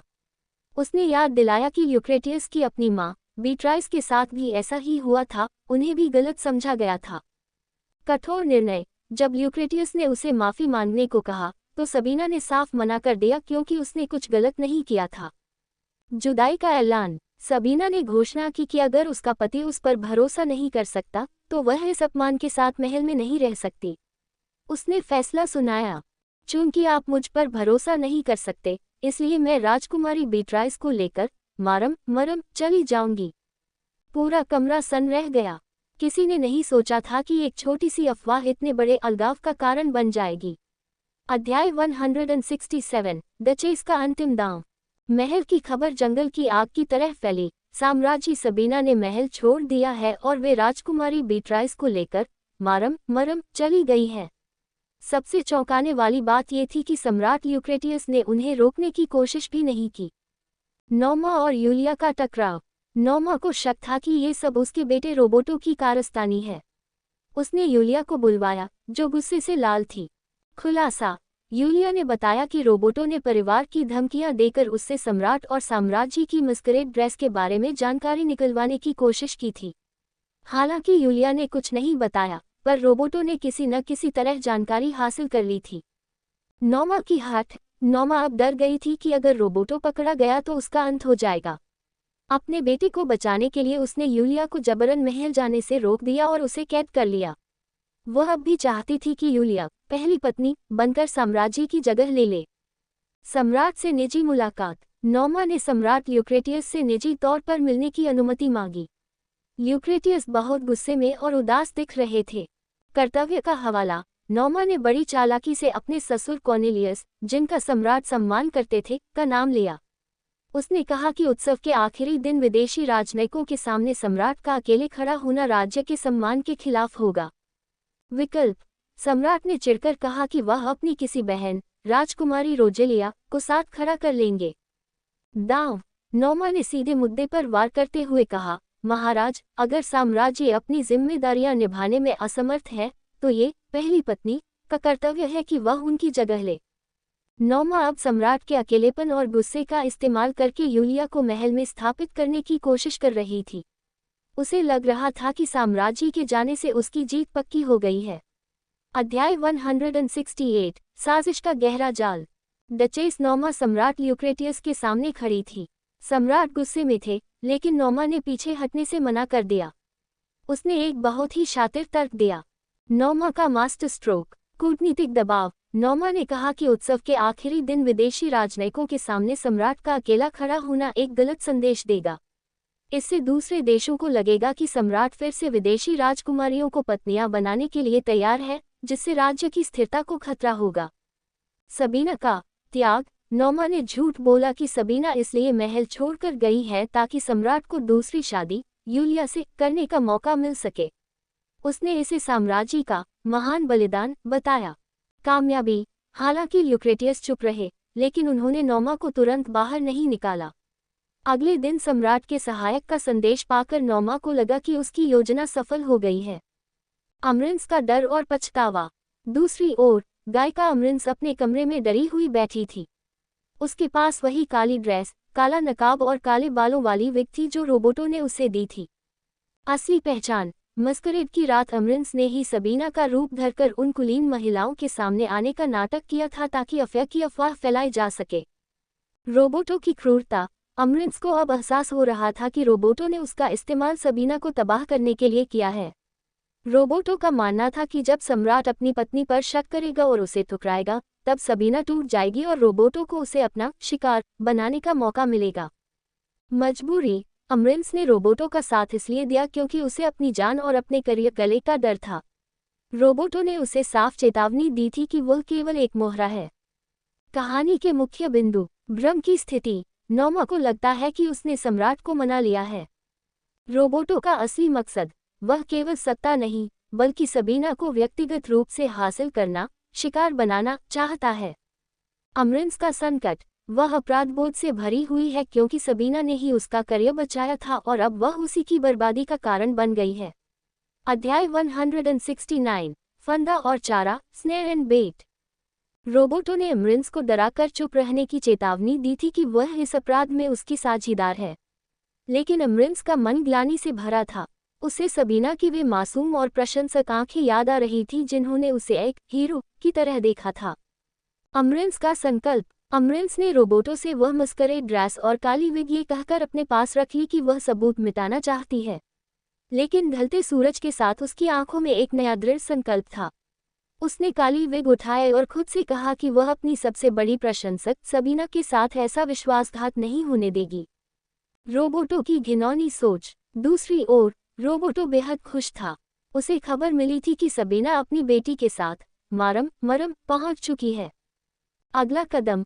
उत्सव के आखिरी दिन यूलिया सम्राट के साथ पहला नृत्य करेगी, जिससे वह समाज की नज़रों में सम्राट की पत्नी बन जाएगी। सबीना के प्रति आकर्षण। रोबोटों को वे महिलाएं पसंद थीं जो भावनात्मक रूप से टूटी हुई हों। वह सबीना को एक कीमती फूल की तरह देख रहा था जिसे वह धीरे धीरे कुचलना चाहता था।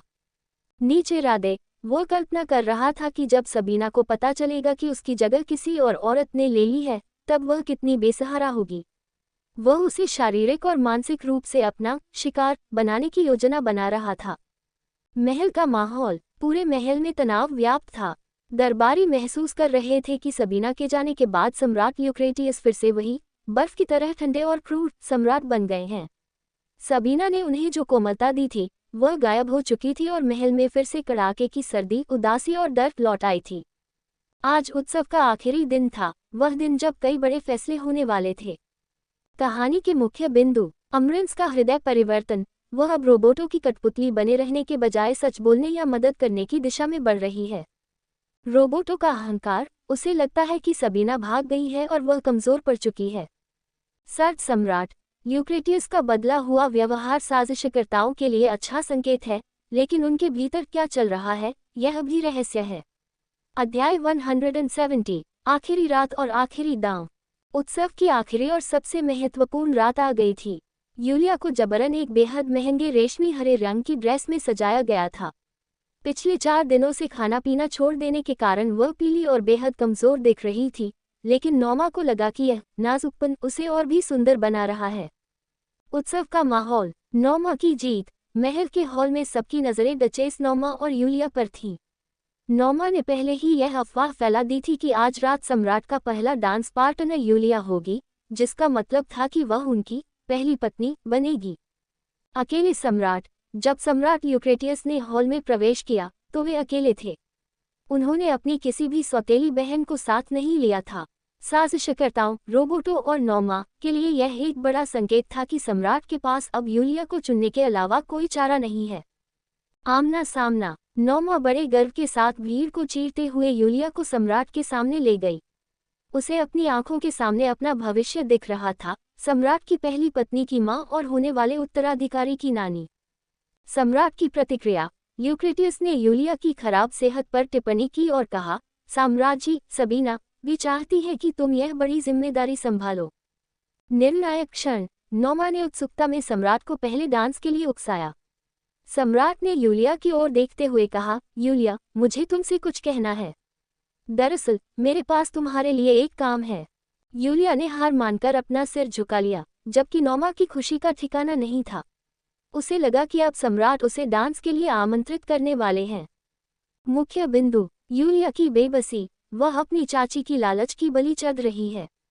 नोमा का भ्रम, वह पूरी तरह आश्वस्त है कि सबीना जा चुकी है और अब सत्ता उसके हाथ में है। ल्यूक्रेटियस का रहस्यमय व्यवहार, सम्राट का ये कहना कि साम्राज्य भी यही चाहती है, क्या ये सच है या किसी योजना का हिस्सा?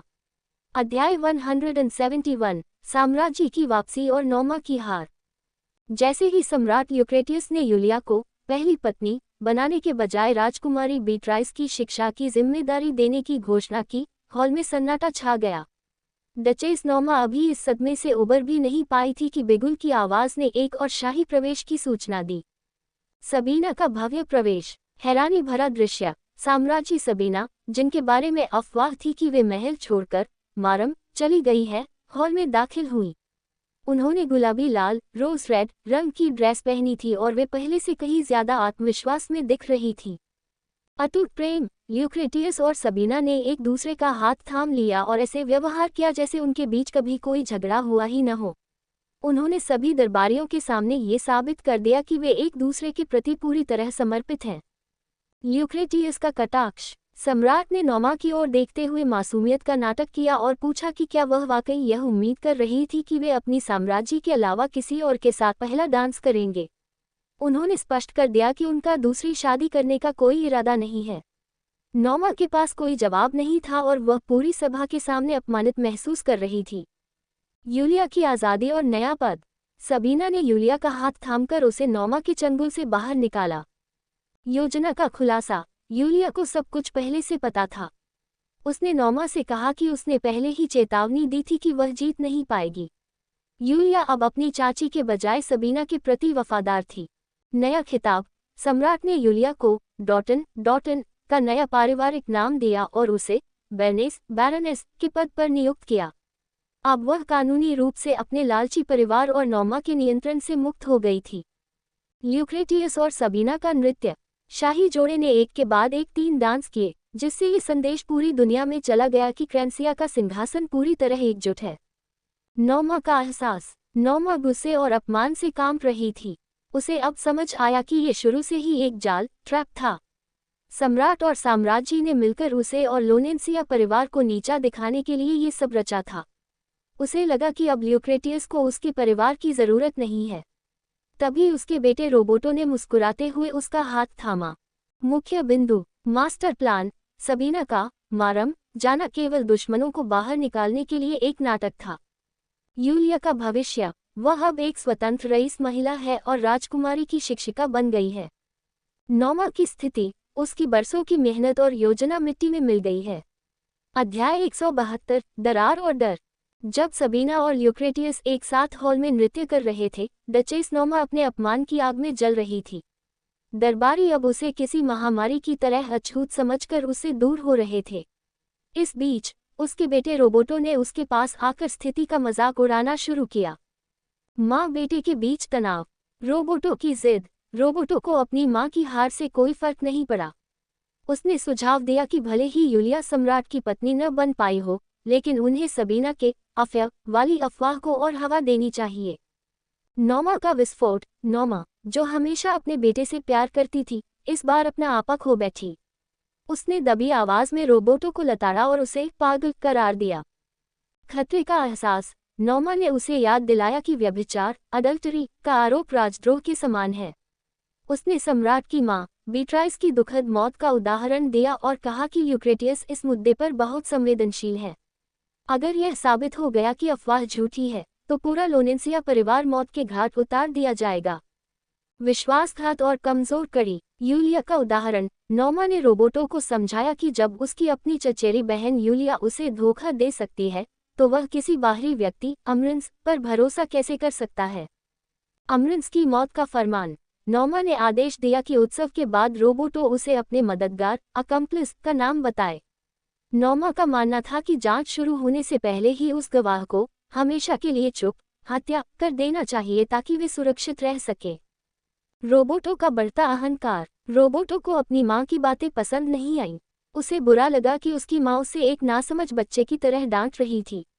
उसे अमरिंस के मरने से कोई फर्क नहीं पड़ता था, लेकिन उसे अपनी माँ का उसे नियंत्रित करना बर्दाश्त नहीं हो रहा था। उसके मन में अपनी माँ के प्रति भी गुस्सा भरने लगा। अध्याय 172 के मुख्य बिंदु। नॉमा की कूटनीति। वह समझ चुकी है कि खेल अब उनके हाथ से निकल चुका है और अब केवल अपनी जान बचाना ही प्राथमिकता है। रोबोटो की सनक। वह अभी भी सबीना को तबाह करने के अपने जुनून में अंधा है और अपनी माँ की चेतावनियों को अनसुना कर रहा है। जांच का डर। पूरे परिवार पर मौत का साया मंडरा रहा है क्योंकि सम्राट ल्यूक्रेटियस किसी भी समय साजिश की तह तक पहुंच सकते हैं। अध्याय 173। अंतिम प्रहार और सच का खुलासा। सम्राट और साम्राज्य ने अपना नृत्य समाप्त किया और सीधे डचेस नॉमा और रोबोटो के पास पहुंचे। सबीना ने मुस्कुराते हुए नॉमा को सलाह दी कि उसे अपने स्वास्थ्य, गठिया के लिए मरम के गर्म झरनों में जाकर आराम करना चाहिए। ये एक स्पष्ट आदेश था कि नॉमा को अब सत्ता के गलियारों से दूर निर्वासन में जाना होगा। अमरिंस का प्रवेश और गवाही। तभी सम्राट ने रोबोटो के लिए एक उपहार के रूप में गाय का अमरिंस तूल को पेश किया। जब अमरिंस हॉल में आए तो उसने काले बालों की विग और सबीना जैसी दिखने वाली ड्रेस पहनी थी। पूरे हॉल में शोर मच गया क्योंकि लोगों को समझ आ गया कि मस्करेड की रात दिखने वाली काली बालों वाली महिला सबीना नहीं बल्कि अमरिंस थी। एक सोची समझी कहानी। अमरिंस ने सम्राट और साम्राज्य के सामने घुटने टेक दिए और अपनी विग उतारकर सच, या वह सच जो सम्राट ने तय किया था, बताया। गलती का नाटक। अमरिंस ने कहा कि वह साम्राज्य की बहुत बड़ी प्रशंसक थी, इसलिए उसने मस्करेड में उनके जैसा दिखने की कोशिश की। रोबोटो के साथ संबंध। उसने दावा किया कि रोबोटो ने उसे गलती से साम्राज्य समझ लिया था, लेकिन जब उसे पता चला कि वह अमरिंस है, तब भी वे दोनों उस रात साथ थे। साजिश का अंत। अमरिंस ने कहा कि जब उसने अफवाहों के बारे में सुना तो उसने सम्राट को पत्र लिखकर सब सच बता दिया, जिससे सम्राट और साम्राज्य के बीच की गलतफहमी दूर हो गई। रोबोटो का सदमा। नॉमा चिल्लाई कि ये सब झूठ है, लेकिन किसी ने उसकी नहीं सुनी। रोबोटो स्तब्ध होकर अमरिंस को देख रहा था। उसे अपनी आंखों पर यकीन नहीं हो रहा था कि जिस औरत को वह अपनी कठपुतली और प्रेमिका समझता था, उसने उसे इतनी बड़ी सभा में धोखा दे दिया। जब अमरिंस ने रोबोटो की आंखों में आंखें डालकर देखा तो रोबोटो को अपनी हार का एहसास हुआ। उसे समझ आया कि वह अमरिंस को कभी नियंत्रित नहीं कर पाया था, बल्कि वह खुद अपने अहंकार के जाल में फंस गया था। सबीना और ल्यूक्रेटियस ने उसे उसकी अपनी ही बिछाई बिसात पर हरा दिया था। अध्याय 173 के मुख्य बिंदु। नॉमा का पतन। उसे औपचारिक रूप से राजधानी से दूर भेजा जा रहा है। अमरिंस की वफादारी। उसने सबीना को बचाने के लिए खुद को कलंकित करने का जोखिम उठाया और रोबोटो के खिलाफ गवाही दी। सम्राट का न्याय। ल्यूक्रेटियस ने बिना किसी खून खराबे के रोबोटो को समाज की नजरों में गिरा दिया और अपनी पत्नी का सम्मान बहाल किया। अध्याय 174। साजिश का अंत और नई शर्तें। उत्सव के बाद इस पूरे ड्रामे से जुड़े सभी लोग, सम्राट, साम्राज्य, नॉमा, रोबोटो, यूलिया और अमरिंस, सबीना के रिसेप्शन एरिया में इकट्ठा हुए। चारों ओर भारी खामोशी थी। एक सोची समझी योजना। सब कुछ नाटक था। सबीना ने मुस्कुराते हुए स्वीकार किया कि सम्राट के साथ उनका झगड़ा और उनका महल छोड़कर मारम जाना सब कुछ रोबोटो और नॉमा को फंसाने के लिए एक सुनियोजित नाटक एक्ट था। नॉमा का अपमान। नॉमा ये जानकर दंग रह गई कि उसे इतनी बुरी तरह बेवकूफ़ बनाया गया। उसे अपनी हार और यूलिया के विश्वासघात का गहरा दुख था, लेकिन वह सम्राट के सामने अपना गुस्सा जाहिर नहीं कर सकती थी। चांसलर कॉर्नेलियस का कर्ज। ल्यूक्रेटियस का क्रोध। सम्राट रोबोटो की नीचता से बहुत नाराज थे, जिसने उनकी माँ बीट्राइस के साथ हुई त्रासदी की याद दिला दी थी। एक आखिरी मौका। ल्यूक्रेटियस ने बताया कि उन्होंने रोबोटो को अभी तक गिरफ्तार सिर्फ इसलिए नहीं किया क्योंकि उन्होंने मरते हुए चांसलर कॉर्नेलियस से वादा किया था कि वे उनके परिवार को एक मौका देंगे। नॉमा का समर्पण और सबीना की कूटनीति। नॉमा ने अपनी सारी प्रतिष्ठा त्याग कर अपने बेटे की जान की भीख मांगी। उसने प्रस्ताव दिया कि वह रोबोटो को लेकर राजधानी छोड़कर चली जाएगी और कभी वापस नहीं आएगी। सबीना का प्रहार। सबीना ने नॉमा के भागने के विचार को खारिज कर दिया। उन्होंने कहा कि भागना अपनी जिम्मेदारी से बचना है। अदृश्य बेड़ियां। सबीना ने नोमा के पास जाकर धीरे से कहा कि वह उसे माफ नहीं कर रही है, बल्कि अब वह उम्मीद करती है कि नोमा एक वफादार बनकर उनकी सेवा करेगी। चेकमेट। सबीना ने नोमा को मारने या निर्वासित करने के बजाय उसे अपना गुलाम या मोहरा बना लिया। अब नोमा को अपनी और अपने बेटे की जान बचाने के लिए ताउम सबीना के इशारों पर नाचना होगा। अध्याय 174 के मुख्य बिंदु। सम्राट का बदला। यूक्रेटियस ने रोबोटो को लात मारकर जमीन पर गिरा दिया, जो उसके अपमान का प्रतीक था। सबीना की जीत। उन्होंने नोमा की शक्ति को छीना नहीं, बल्कि उसे अपने फायदे के लिए इस्तेमाल करने का फैसला किया। लोनेंसिया परिवार का अंतर एक स्वतंत्र शक्ति के रूप में इस परिवार का दबदबा अब खत्म हो चुका है। अध्याय 175 रक्षक और शिकारी। उत्सव के अंत में सम्राट यूक्रेटियस और सबीना महल के गुप्त रास्तों से टहल रहे थे। ये पूरा हफ्ता उनके लिए बहुत थका देने वाला लेकिन सफल रहा। सबीना की कूटनीति। नोमा को जीवित रखना। यूक्रेटियस रोबोटों को मारना चाहते थे, लेकिन सबीना ने उन्हें रोका। सबीना का मानना था कि रोबोटो डचेस नोमा की सबसे बड़ी कमजोरी है। उसे जीवित रखना नोमा के गले में एक पट्टे लीश की तरह काम करेगा। जब तक रोबोटो उनके पास है, नोमा उनकी वफादार बनी रहेगी। यूक्रेटियस का बचपन। सबीना के साथ रहते हुए सम्राट को वह सुकून मिलता था जो उन्हें अपनी मां बीट्राइस की मृत्यु के बाद कभी नहीं मिला। सबीना उनके लिए केवल पत्नी नहीं, बल्कि उनकी रक्षक और ताकत भी थी। अमरिंस का साहस। महल के बाहर शाही रक्षकों ने अमरिंस के घर को घेर रखा था। तभी अपमानित और गुस्से में भरा रोबोटो वहां पहुंचा। अमरिंस का सामना। रोबोटो ने अमरिंस पर विश्वासघात का आरोप लगाया और दावा किया कि वह उससे प्यार करती है। कलाकार की प्राथमिकता। अमरिंस ने करारा जवाब दिया कि वह उसे एक संगीतकार के रूप में सम्मान देती है, लेकिन एक इंसान के रूप में वह एक यूजर है। उसने गर्व से कहा, साम्राज्य मेरी सबसे महत्वपूर्ण दर्शक ऑडियंस है।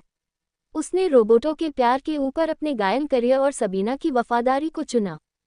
खूनी मोड़। रोबोटो अपनी हार और अमरिंस की बातों से आपा खो बैठा। उसने अचानक हमला किया और बिजली की गति से उन दो रक्षकों को चाकू मार दिया जो अमरिंस की रक्षा कर रहे थे। खून के छींटे अमरिंस के चेहरे पर भी पड़े। इससे पहले कि कोई कुछ समझ पाता, रोबोटो ने दरवाजे के बीच से अमरिंस का गला पकड़ लिया। उसकी आंखों में पागलपन और हत्या की मंशा साफ झलक रही थी। अध्याय 175 के मुख्य बिंदु। सबीना का नियंत्रण। उन्होंने सफलतापूर्वक नोमा को अपना मोहरा बना लिया है। यूक्रेटियस का डर। वे अब भी रोबोटों को लेकर असुरक्षित महसूस कर रहे हैं, उनकी पुरानी क्रूरता अभी पूरी तरह खत्म नहीं हुई है। रोबोटों का अंतिम प्रहार। वह अब एक घायल जानवर की तरह है जो किसी को भी मारने पर उतारू है। अध्याय 176 सम्राट का न्याय और एक कलाकार का भविष्य। रोबोटो डेस लोनेंसिया एक ऐसा व्यक्ति था जिसने कभी किसी काम में मन नहीं लगाया, सिवाय संगीत के। वह एक जीनियस संगीतकार था, लेकिन उसकी मां की पाबंदियों और उसके अपने अहंकार ने उसे एक अपराधी बना दिया। उसे लगा कि वह किसी भी औरत को बर्बाद कर सकता है, लेकिन सबीना और अमरिंस ने उसे गलत साबित कर दिया। अमरिंस की रक्षा। जब रोबोटो अमरिंस का गला घोंट रहा था, तभी एक साया पीछे से आया और रोबोटो को हवा में उठा लिया। वह कोई और नहीं, बल्कि खुद सम्राट यूक्रेटियस थे। सम्राट की ताकत। यूक्रेटियस ने रोबोटो को कचरे की तरह जमीन पर पटक दिया। हालांकि वे वहां गुप्त रूप से आए थे, लेकिन उन्होंने अपनी पसंदीदा गायिका सबीना की पसंद को मरने नहीं दिया। रोबोटो की धुनाई। सम्राट ने रोबोटो को इतनी बुरी तरह पीटा कि उसकी चीखें पूरे इलाके में गूंज उठीं। उन्होंने मजाक में कहा कि रोबोटो की चीखें भी उनके कानों को चुभती हैं। एक नया खिताब। यूक्रेटियस ने अमरिंस को सांत्वना दी और एक बड़ा वादा किया। शाही गायिका। उन्होंने घोषणा की कि अमरिंस को जल्द ही पहली शाही गायिका रॉयल सिंगर का खिताब दिया जाएगा। सम्मान। सम्राट ने स्वीकार किया कि अमरिंस की आवाज़ उन चुनिंदा आवाज़ों में से है जिन्हें सुनकर उन्हें नींद नहीं आती। कलाकार बनाम अपराधी। अमरिंस ने सम्राट से गुजारिश की कि वे रोबोटो को न मारें, क्योंकि वह एक बेहतरीन संगीतकार है। यूक्रेटियस ने पुष्टि की कि वे उसे मारेंगे नहीं क्योंकि सबीना ने उन्हें मना किया है, और वे उसे संगीत लिखने से भी नहीं रोकेंगे। लेकिन एक इंसान के रूप में रोबोटो को अपने कर्मों का फल भुगतना ही होगा। अमरिंस का भविष्य। अमरिंस ने दरवाज़ा बंद किया और राहत की सांस ली। इतिहास में बाद में अमरिंस तूल को पहली ओपेरा गायिका के रूप में डेमहुड से सम्मानित किया गया। वह एक बेहद चतुर और व्यावहारिक महिला साबित हुई जिसने अपनी कला के दम पर अपना नाम अमर कर लिया। मुख्य बिंदु, यूक्रेटियस का हस्तक्षेप। उन्होंने साबित किया कि वे अपनी पत्नी की खुशी के लिए किसी भी हद तक जा सकते हैं। रोबोटो का पतन। एक महान कलाकार होने के बावजूद वह अपने चरित्र की वजह से सब कुछ हार गया। सुखद अंतः अमरिंस न केवल बच गई, बल्कि उसे वह सम्मान मिला जिसकी उसने कभी कल्पना भी नहीं की थी। अध्याय 177, सम्राट का क्रूर न्याय। यूक्रेटियस ने रोबोटो को खींचकर पानी की एक नहर में फेंक दिया। यह नहर सबीना द्वारा बनवाए जा रहे नए ड्रेनेज सिस्टम का हिस्सा थी। सम्राट ने उसे बार बार पानी में डुबोया और बाहर निकलने पर लातों से उसकी पिटाई की। एक तुच्छ, सम्राट का गुस्सा, डरपोक का एहसास। रोबोटो ने यूक्रेटियस को उकसाने के लिए उन्हें तुच्छ, पेटी कहा। जवाब में यूक्रेटियस ने उसके 2 दांत तोड़ दिए और कहा कि एक तुच्छ आदमी अपनी पत्नी को निशाना बनाने वाले के साथ ऐसा ही करता है। अहंकार का टूटना। रोबोटो खुद से नफरत करने लगा क्योंकि वह पूरी दुनिया को तबाह करना चाहता था, लेकिन मौत के सामने वह भी एक डरपोक की तरह अपनी जान की भीख मांग रहा था। कीमती हाथ और कलाकार की सजा। यूक्रेटियस ने देखा कि रोबोटो अपने शरीर से ज्यादा अपने हाथों को बचा रहा था। एक संगीतकार के लिए उसके हाथ ही सब कुछ थे। हाथों की सलामती। रोबोटो ने गिड़गिड़ाते हुए विनती की कि उसका कम से कम एक हाथ छोड़ दिया जाए ताकि वह संगीत लिख सके। अजीब समझौता। यूक्रेटियस ने उसे जान से नहीं मारा और उसके हाथ भी सलामत छोड़ दिए, क्योंकि सबीना को उसका संगीत पसंद था। अगर वह मर जाता या उसके हाथ कट जाते, तो सबीना को भविष्य में अच्छा संगीत नहीं मिल पाता। एक आंख की कीमत। लेकिन सम्राट उसे बिना सजा दिए नहीं छोड़ सकते थे। उन्होंने एक भयानक विकल्प रखा। निर्णय। यूक्रेटियस ने रोबोटो से पूछा कि वह अपनी किस आंख का सबसे ज्यादा इस्तेमाल करता है। रोबोटो ने कांपते हुए दाईं आंख, राइट आई, कहा। अंतिम प्रहार। यूक्रेटियस ने अपनी तलवार से रोबोटो की दाईं आंख निकाल दी। उन्होंने ये सुनिश्चित किया कि वह मरे नहीं, ताकि वह सबीना के लिए संगीत लिखना जारी रख सके और उसकी मां, नौमा, पर नियंत्रण रखा जा सके। रात का सन्नाटा रोबोटो डे स्लोनेंसिया की दर्दनाक चीखों से गूंज उठा। वह जीवित तो रहा, लेकिन एक आंख और अपनी सारी गरिमा खोकर। अध्याय 177 के मुख्य बिंदु। क्रूरता और कूटनीति। यूक्रेटियस ने अपनी क्रूरता से रोबोटो को सबक सिखाया, लेकिन सबीना की खुशी के लिए उसे संगीतकार के रूप में जीवित रखा। पट्टी पर कैद। रोबोटो अब हमेशा के लिए सम्राट की निगरानी में रहेगा। यदि उसने फिर कभी सीमा लांघी, तो उसकी मौत निश्चित है। संगीत का भविष्य। क्रिश्चियन बोसेटी का संगीत जीवित रहेगा, लेकिन उसके पीछे का इंसान अब एक अपाहिज अपराधी बन चुका है। अध्याय 178, एक नई सुबह, द परफेक्ट मॉर्निंग। रोबोटो को लहूलुहान हालत में उसके घर भिजवाने के बाद यूक्रेटियस तेजी से महल लौटे। सूरज निकलने वाला था और वे नहीं चाहते थे कि सबीना को उनके रात भर बाहर रहने का पता चले। उन्होंने जल्दी से खुद को साफ किया और सबीना के कमरे में दाखिल हुए। परिंदों का संगीत। सबीना के बगीचे में विदेशी पक्षी चहचहा रहे थे। ये यूक्रेटियस का सबीना के लिए एक तोहफा था, क्योंकि उसे चहचहाहट के साथ जागना पसंद था। सम्राट ने मन ही मन तय किया कि अब वे सभी उपनिवेशों, कॉलोनीज से सालाना कर के रूप में दुर्लभ पक्षी मांगेंगे ताकि सबीना हमेशा खुश रहे। एक शरारती जागृति। यूक्रेटियस सबीना के लिए नाश्ते की ट्रे लेकर उसके बिस्तर के पास पहुंचे। सबीना अभी भी सो रही थी। जब वे उसे जगाने के लिए पास झुके, तो अचानक सबीना ने उनके दोनों कान पकड़ लिए। मजाक। सबीना ने उन्हें डराने की कोशिश की। यूक्रेटियस के चेहरे पर कोई शिकन नहीं आई, क्योंकि बचपन से ही उन्हें अपनी भावनाएं छिपाने की ट्रेनिंग मिली थी। अपनापन। सबीना ने उन्हें याद दिलाया कि उनके सामने वे अपनी भावनाएं खुलकर जाहिर कर सकते हैं। यूक्रेटियस ने मुस्कुराते हुए स्वीकार किया कि वे केवल सबीना के सामने ही खुद को इंसान महसूस करते हैं। हाथ से बना नाश्ता। सबीना ये देखकर हैरान रह गई कि यूक्रेटियस खुद उसके लिए चाय बनाकर लाए थे। प्रेम का इजहार। सम्राट ने स्वीकार किया कि हालांकि वे खाना नहीं बना पाए, लेकिन चाय उन्होंने खुद तैयार की है। सबीना ने इस छोटे लेकिन कीमती प्रयास के लिए उन्हें प्यार से चूमा। भविष्य का सपना। बिस्तर पर साथ नाश्ता करते हुए यूक्रेटियस ने एक सपना साझा किया। यात्रा का वादा। उन्होंने कहा कि जब वे अपना सिंहासन अगले उत्तराधिकारी को सौंप देंगे, तब वे दोनों अकेले पूरी दुनिया, महाद्वीप की यात्रा करेंगे। साधारण जीवन। यूक्रेटियस ने वादा किया कि यात्रा के दौरान वे रोज सुबह अपने हाथों से सबीना के लिए नाश्ता बनाएंगे। सबीना और यूक्रेटियस ने एक दूसरे का हाथ थामा, यह उम्मीद करते हुए कि उनके जीवन की हर सुबह इसी तरह शांतिपूर्ण और खुशहाल बनी रहे। मुख्य बिंदु, विजय का आनंद। साजिश खत्म हो चुकी है और अब वे एक शांत जीवन की ओर बढ़ रहे हैं। यूक्रेटियस का बदलाव, एक क्रूर सम्राट से वह एक समर्पित पति बन रहे हैं जो छोटी छोटी चीजों, जैसे चाय बनाना, से प्यार जताना सीख रहा है। अगली पीढ़ी, यहाँ पहली बार सिंहासन छोड़ने और उत्तराधिकारी की बात की गई है, जो कहानी के अगले पड़ाव का संकेत है। अध्याय 179, क्रैंसिया का धोखेबाज जोड़ा। जैसे ही डचेस नॉमा सम्राट के कमरे से बाहर निकली, कमरे का माहौल पूरी तरह बदल गया।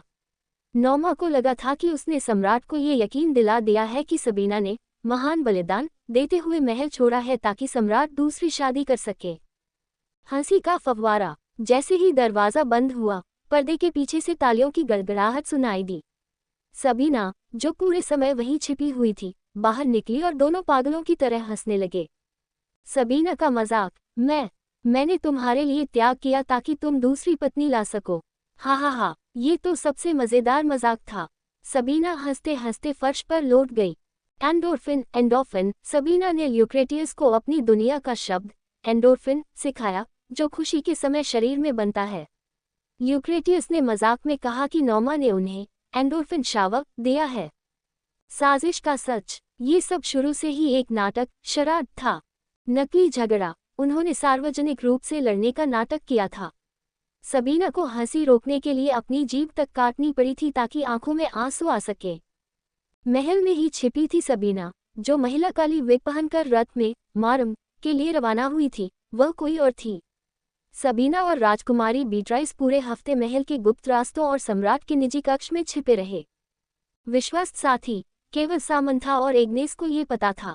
उन्होंने बाकी नौकरों को छुट्टी पर भेज दिया और गुप्त रूप से खाना पहुंचाया। यूलिया की भूमिका, यूलिया भी इस योजना का हिस्सा थी। उसने अपनी चाची नॉमा की जासूसी करने का फैसला किया था। उसने सबीना से बस एक विनती की थी कि वह उसके परिवार लोनेंसिया को पूरी तरह तबाह न करे। यूलिया ने नॉमा का शक दूर करने के लिए खुद को भूखा तक रखा, ताकि उसकी हालत सच में खराब दिखे।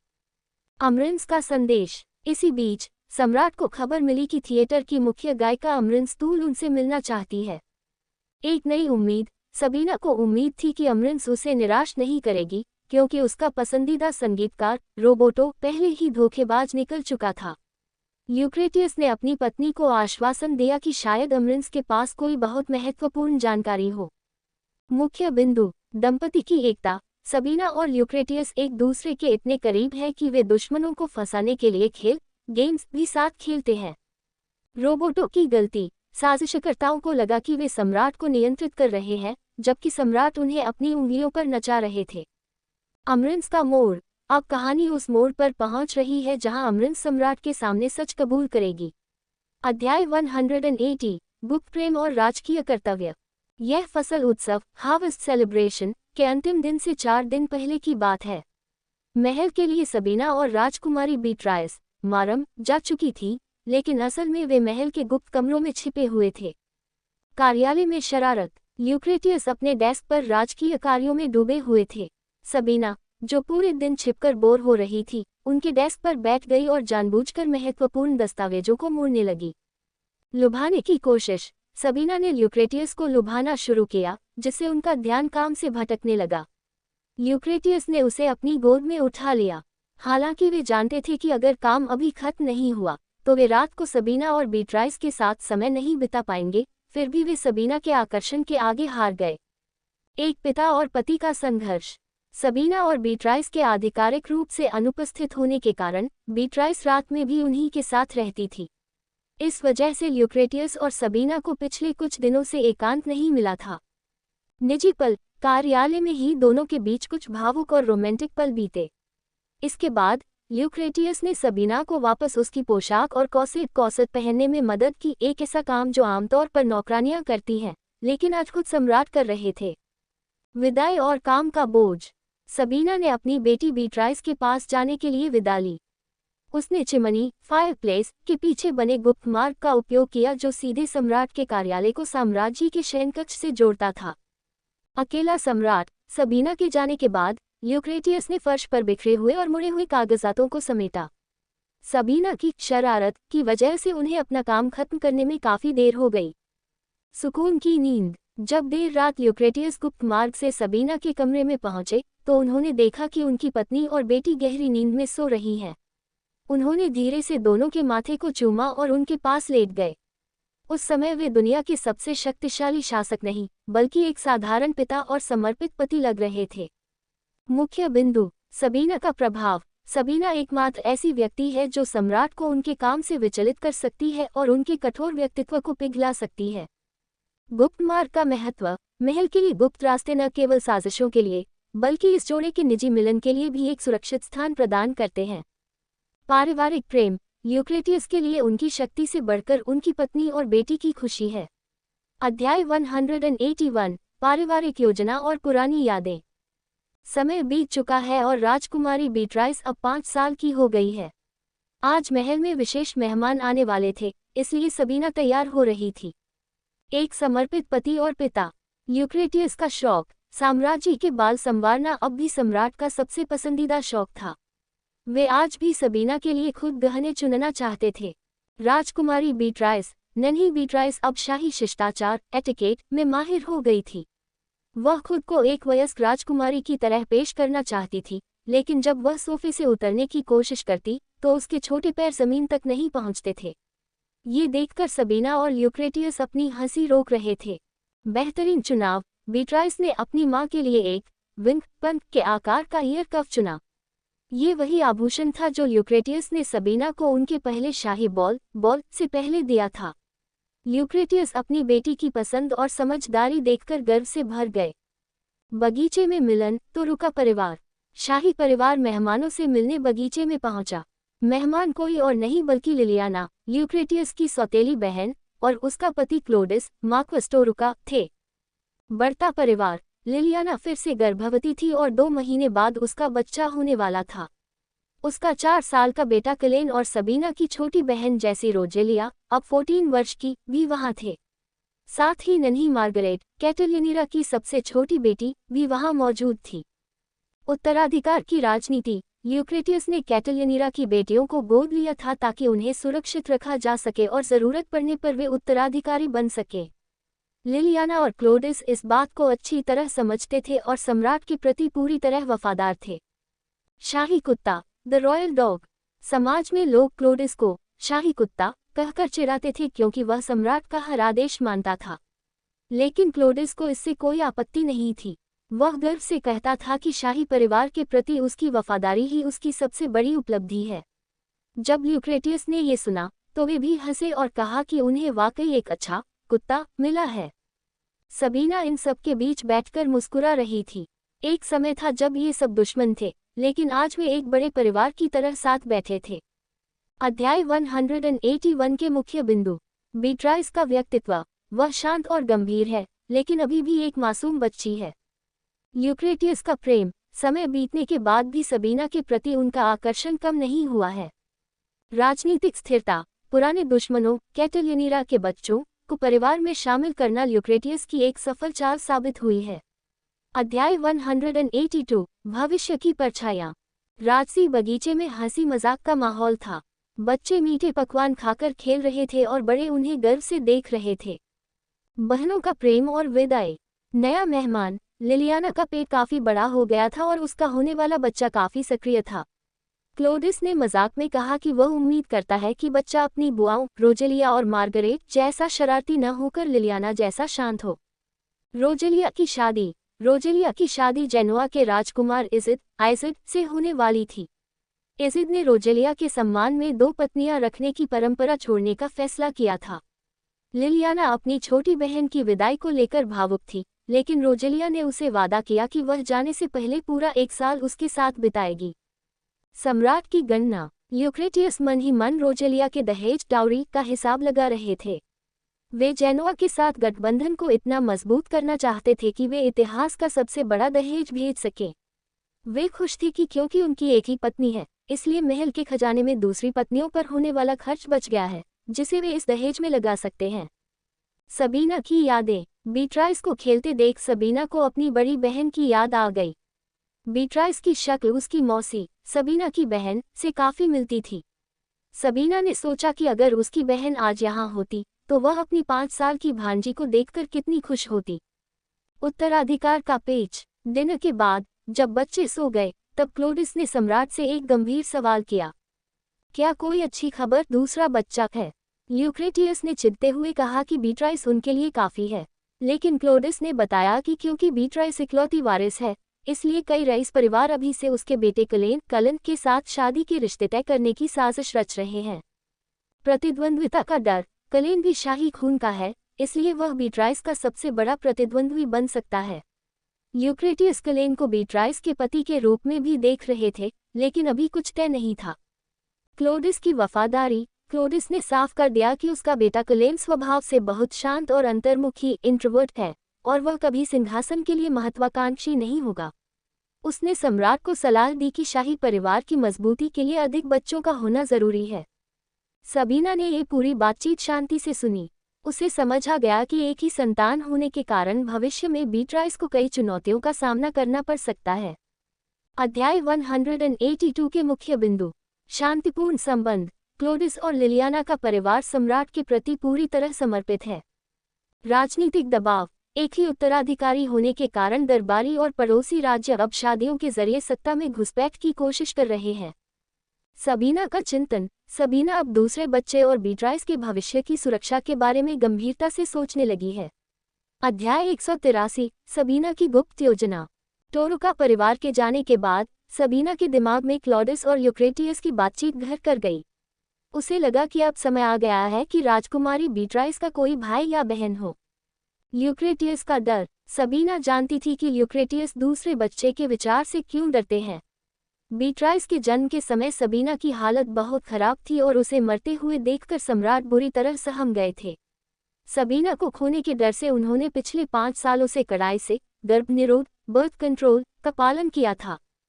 एक असफल चर्चा। सबीना ने घुड़सवारी के दौरान ल्यूक्रेटियस को बातों में फंसाने की कोशिश की। सबीना, क्या तुम्हें नहीं लगता कि बीट्राइस अब अकेली लोनली महसूस करती है? ल्यूक्रेटियस मासूमियत से, वाकई, तो मैं उसके लिए किसी रईस परिवार का अच्छा दोस्त ढूंढ लूंगा। सबीना दंग रह गई। वह समझ गई कि ल्यूक्रेटियस जानबूझकर अनजान बन रहे हैं। जब उसने जोर दिया तो सम्राट ने उसे चूमते हुए कहा कि उन्हें दूसरे बच्चे की जरूरत नहीं है, क्योंकि उनके लिए सबीना की सेहत और सुरक्षा सबसे ऊपर है। सबीना का दृढ़ निश्चय। सबीना ने महसूस किया कि उसने गर्भावस्था के दौरान अपनी समस्याओं के बारे में बताकर ल्यूक्रेटियस को डरा दिया था, लेकिन अब वह तैयार थी। उसने सोचा, अब बस करना ही होगा। विदेशी हथियार लॉन्जरे। सबीना ने एक ड्राइंग बनाई और अपनी वफादार दासी सामंथा को बुलाया। शर्मिंदगी और साजिश। ड्राइंग को देखकर सामंथा शर्म से लाल हो गई। ये कुछ ऐसा था जो इस दुनिया में पहले कभी नहीं देखा गया था, बेहद कामुक और आकर्षक अंतःवस्त्र लॉन्जरे। सबीना का बहाना। सबीना ने अपने गृहलोक अर्थ का बहाना बनाया। उसने कहा कि उसके देश में पति पत्नी के रिश्ते को मजबूत करने के लिए रानी ऐसी पोशाकें पहनती थी। तैयारी। सामंथा ने गुप्त रूप से एक दर्जी से वह पोशाक सिलवा दी। एक हफ्ते बाद जब बॉक्स आया तो सबीना उसकी फिनिशक देखकर संतुष्ट थी। रात का समय आ गया था। सबीना ने तय किया था कि आज की रात वह ल्यूक्रेटियस के सारे तार्किक कारणों को फेल कर देगी और अपनी इच्छा पूरी करके रहेगी। मुख्य बिंदु। ल्यूक्रेटियस का प्रेम। उनका दूसरा बच्चा न चाहना केवल सबीना के प्रति उनके असीम प्रेम और उसे खोने के डर के कारण है। सबीना की जिद। सबीना अब एक मां के रूप में अपने परिवार को पूरा करना चाहती है। हास्य और रोमांस। सबीना का आधुनिक दुनिया के ज्ञान को अपने फायदे के लिए इस्तेमाल करना कहानी में हास्य का तड़का लगाता है। अध्याय 184। योजना, जुनून और निराशा। ल्यूक्रेटियस देर रात काम खत्म करके सबीना के कमरे में पहुंचे। उनका भविष्य का सपना बहुत सरल था, साम्राज्य को स्थिर करना, उसे बीट्राइस को सौंपना और फिर सबीना के साथ दुनिया की यात्रा करना। एक जादुई रात। जब सम्राट सबीना के शयनकक्ष में दाखिल हुए तो वे दंग रह गए। कमरे का माहौल पूरी तरह बदल चुका था। चारों ओर लाल गुलाब की पंखुड़ियां, लाल रेशमी पर्दे और मेज पर वाइन। सबीना का आकर्षण। सबीना ने जब अपना साधारण गाउन उतारा तो नीचे उसके द्वारा तैयार करवाई गई विदेशी पारदर्शी पोशाक थी। ल्यूक्रेटियस की धड़कनें तेज हो गईं। उन्हें लगा कि शायद सबीना उनसे किसी बात पर नाराज है और उन्हें तड़पाकर सजा देना चाहती है। जुनून। सबीना ने उन्हें आश्वस्त किया कि वह केवल कुछ नया आजमाना चाहती थी। उस रात यूक्रेटियस का संयम पूरी तरह टूट गया। उन्होंने इतनी दीवानगी दिखाई कि सबीना खुद अपनी योजना का मकसद, गर्भवती होना, भूल गई और बस उस पल के जुनून में खो गई। परिणाम और निराशा। 3 हफ्ते बाद सबीना को परिणाम का इंतजार था। उसे पूरी उम्मीद थी कि इस बार उसकी योजना सफल होगी। असफलता। एक सुबह जब वह जागी तो उसने बिस्तर पर खून का धब्बा देखा। उसकी माहवारी पीरियड समय से पहले आ गई थी। योजना विफल हो गई थी। सम्राट की देखभाल। यूक्रेटियस, जो सबीना के स्वास्थ्य चक्र को अच्छी तरह जानते थे, तुरंत समझ गए। उन्होंने नौकरों को बुलाकर बिस्तर साफ करवाया और शाही डॉक्टर राजिया को बुलाया। दर्द और प्यार। सबीना को पीरियड्स के दौरान बहुत तेज दर्द, क्रैम्प्स होता था। यूक्रेटियस ने खुद गर्म पत्थरों और जड़ी बूटियों से भरी हॉट कंप्रेस पोटली ली और उसे सबीना के पेट पर रखा। वे उसका माथा पोंछ रहे थे और उसकी हर जरूरत का ख्याल रख रहे थे। सबीना दर्द में कराह रही थी, लेकिन उसका असली दर्द मानसिक था। वह अपनी इस कामुक हार और असफलता को यूक्रेटियस को बता नहीं सकती थी क्योंकि ये बहुत शर्मनाक होता। वह केवल चुपचाप उनकी ममतामयी देखभाल का आनंद ले रही थी, जबकि मन ही मन अपनी अगली कोशिश के बारे में सोच रही थी। अध्याय 184 के मुख्य बिंदु। अटूट बंधन। यूक्रेटियस और सबीना का रिश्ता केवल शारीरिक नहीं, बल्कि एक दूसरे के प्रति गहरी चिंता और सम्मान पर टिका है। सम्राट का समर्पण। एक महान सम्राट होने के बावजूद वह अपनी पत्नी के पीरियड्स के दर्द में एक नर्स की तरह उसकी सेवा करने में संकोच नहीं करते। सबीना की मानवीय भावना। उसकी निराशा दिखाती है कि वह कितनी भी शक्तिशाली क्यों न हो, वह भी एक साधारण स्त्री की तरह मां बनने की इच्छा और असफलता के दुख को महसूस करती है। अध्याय 185। लोनर्स की यात्रा और एक पुरानी दहशत। सबीना का दृढ़ निश्चय। पहली असफलता के 1 महीने बाद सबीना ने महसूस किया कि उसे और अधिक चतुर होना होगा। वह जानती थी कि यूक्रेटियस काम के बोझ तले दबे हुए हैं और वे दोनों मुश्किल से अकेले समय बिता पा रहे हैं। बीमारी का नाटक। सबीना ने अपनी योजना शुरू की।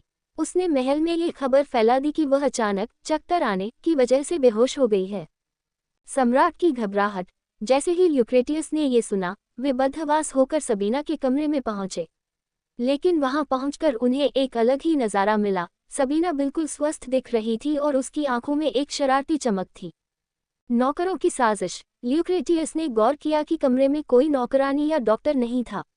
सबीना ने अपनी वफादार दासियों सामंथा, इग्नेस और डॉक्टर रजिया को इस नाटक में शामिल कर लिया था। एक छोटा सा अवकाश वेकेशन। सबीना ने यूक्रेटियस को समझाया कि वे दोनों काम से थक चुके हैं।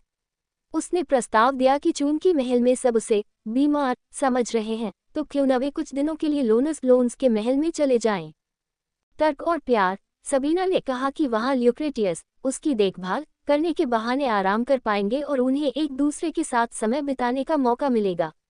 यूक्रेटियस अपनी पत्नी के प्यार और उसकी मासूम मुस्कान के सामने हार गए।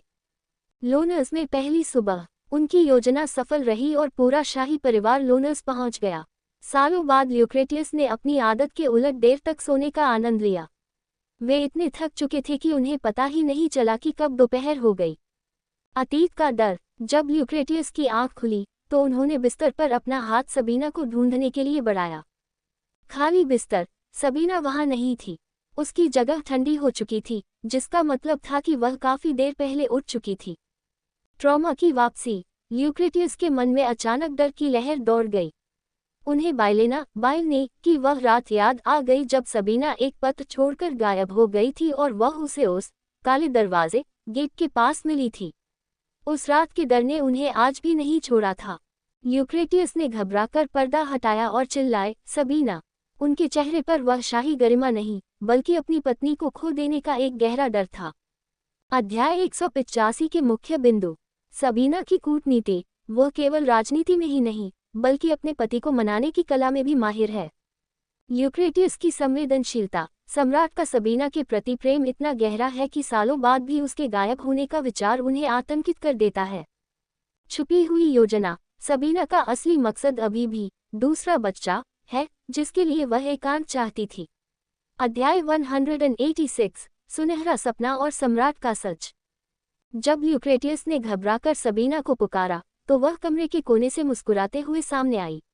वह सुरक्षित थी, लेकिन उसका अंदाज बिल्कुल अलग था। सबीना का नया रूप। सबीना ने केवल ल्यूक्रेटियस की कल वाली शर्ट पहनी हुई थी। वह शर्ट उस पर काफी बड़ी थी, जिसकी लंबी आस्तीनें उसके हाथों को ढक रही थीं। आकर्षण। ल्यूक्रेटियस उसे इस अंदाज में देखकर दंग रह गया। सबीना जानती थी कि वह क्या कर रही है। उसने मजाक में कहा कि उसे सम्राट की महक पसंद है। प्रेम के पल। सम्राट उसे वापस बिस्तर पर ले गया। लोनर्स में बिताए गए वे 4 दिन पूरी तरह से जुनून और मिठास से भरे थे। गर्भधारण का सपना, कंसेप्शन ड्रीम। लोनर्स में अपनी आखिरी रात को सबीना ने एक बहुत ही जीवंत सपना देखा। सुनहरा पक्षी। उसने देखा कि एक सुंदर सुनहरा पक्षी आसमान से उतरकर सीधे उसकी गोद में आ गया। कोरियाई परंपरा। सबीना के गृहलोक कोरिया में माना जाता है कि ऐसे सपने गर्भधारण का संकेत होते हैं। उसे यकीन हो गया कि उसकी कोशिश सफल रही है। खुशखबरी और खुलासे। 2 महीने बाद डॉक्टर राजिया ने पुष्टि की कि सबीना गर्भवती है। नाश्ते की मेज पर जब उसने यह खबर साझा की तो प्रतिक्रियाएं दिलचस्प थीं। बीट्राइस की इच्छा। 5 साल की बीट्राइस ने बड़ी गंभीरता से कहा कि वह चाहती है कि उसे एक बहन मिले, क्योंकि अगर भाई हुआ तो वह सम्राट बनेगा। उत्तराधिकार की चिंता। सबीना और ल्यूक्रेटियस उसकी परिपक्वता देखकर दंग रह गए। ल्यूक्रेटियस का रहस्य। ल्यूक्रेटियस ने सबीना से उसके गर्भधारण सपने के बारे में पूछा। सबीना ने जब सुनहरे पक्षी के बारे में बताया तो सम्राट मुस्कुराया। चतुर सम्राट। सबीना तब हैरान रह गई जब ल्यूक्रेटियस ने स्वीकार किया कि उसे शुरू से ही सबीना की योजना का पता था। तुम जानते थे? सबीना ने चौंक कर पूछा। ल्यूक्रेटियस ने मजाक में कहा कि वह जानता था कि जब भी सबीना अचानक बहुत मोहक व्यवहार करने लगती है, तो वह उसके महीने का वही समय होता है जब गर्भधारण की संभावना सबसे अधिक होती है। उसने सबीना को टोका नहीं, क्योंकि उसे अपनी पत्नी को इतनी मेहनत करते देखना बहुत प्यारा लग रहा था। भविष्य की सुरक्षा। सबीना ने पूछा कि सम्राट को बेटा चाहिए या बेटी। ल्यूक्रेटियस ने एक आदर्श पति की तरह उत्तर दिया, जो तुम्हें चाहिए वही मुझे भी चाहिए। उन्होंने एक दूसरे को गले लगाया, ये जानते हुए कि वे मिलकर अपने बच्चों को एक बेहतर और सुरक्षित भविष्य देंगे। अध्याय 186 के मुख्य बिंदु। पारिवारिक विस्तार। सबीना की जिद और योजना आखिरकार सफल हुई। ल्यूक्रेटियस की बुद्धिमत्ता। सम्राट ने साबित किया कि वे सबीना को उसकी अपेक्षा से कहीं बेहतर जानते हैं, फिर भी वे उसके छोटे छोटे नाटकों का आनंद लेते हैं। अगली पीढ़ी। बीट्राइस का अपनी छोटी उम्र में ही राज्य के उत्तराधिकार के प्रति जागरूक होना कहानी में उसके भविष्य के एक महत्वपूर्ण चरित्र बनने का संकेत देता है। अध्याय 187। दूसरी राजकुमारी और पारिवारिक यादें। सबीना की गर्भावस्था के आखिरी दिनों में बीट्राइस काफी घबराई हुई लग रही थी, हालांकि उसने अपनी मां के सामने शांत रहने का दिखावा किया। जब उसे पहली बार एहसास हुआ कि पेट के अंदर का बच्चा हिलता है और नमस्ते कह रहा है, तो उसकी घबराहट धीरे धीरे उत्साह में बदल गई। लाइसेलोट का आगमन। सबीना की दूसरी गर्भावस्था पहली वाली से काफी आसान और शांत रही।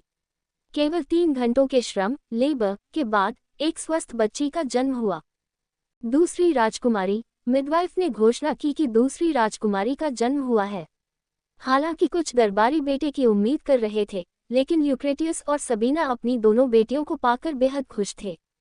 पिता का अनुभव। बीट्राइस के समय ल्यूक्रेटियस इतने घबराए हुए थे कि उनके हाथ कांप रहे थे, लेकिन इस बार वे एक प्रोफेशनल पिता की तरह शांत थे।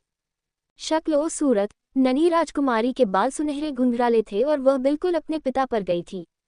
सबीना ने मजाक में कहा कि बीट्राइस और यह बच्चा दोनों ने ही अपने पिता के सुंदर चेहरे को विरासत में पाया है। बीट्राइस की प्रतिक्रिया। 7 साल की बीट्राइस अपनी छोटी बहन को देखकर चकित रह गई। उसकी पहली प्रतिक्रिया ने सबको हंसा दिया, ये तो बहुत लाल और झुर्रीदार है।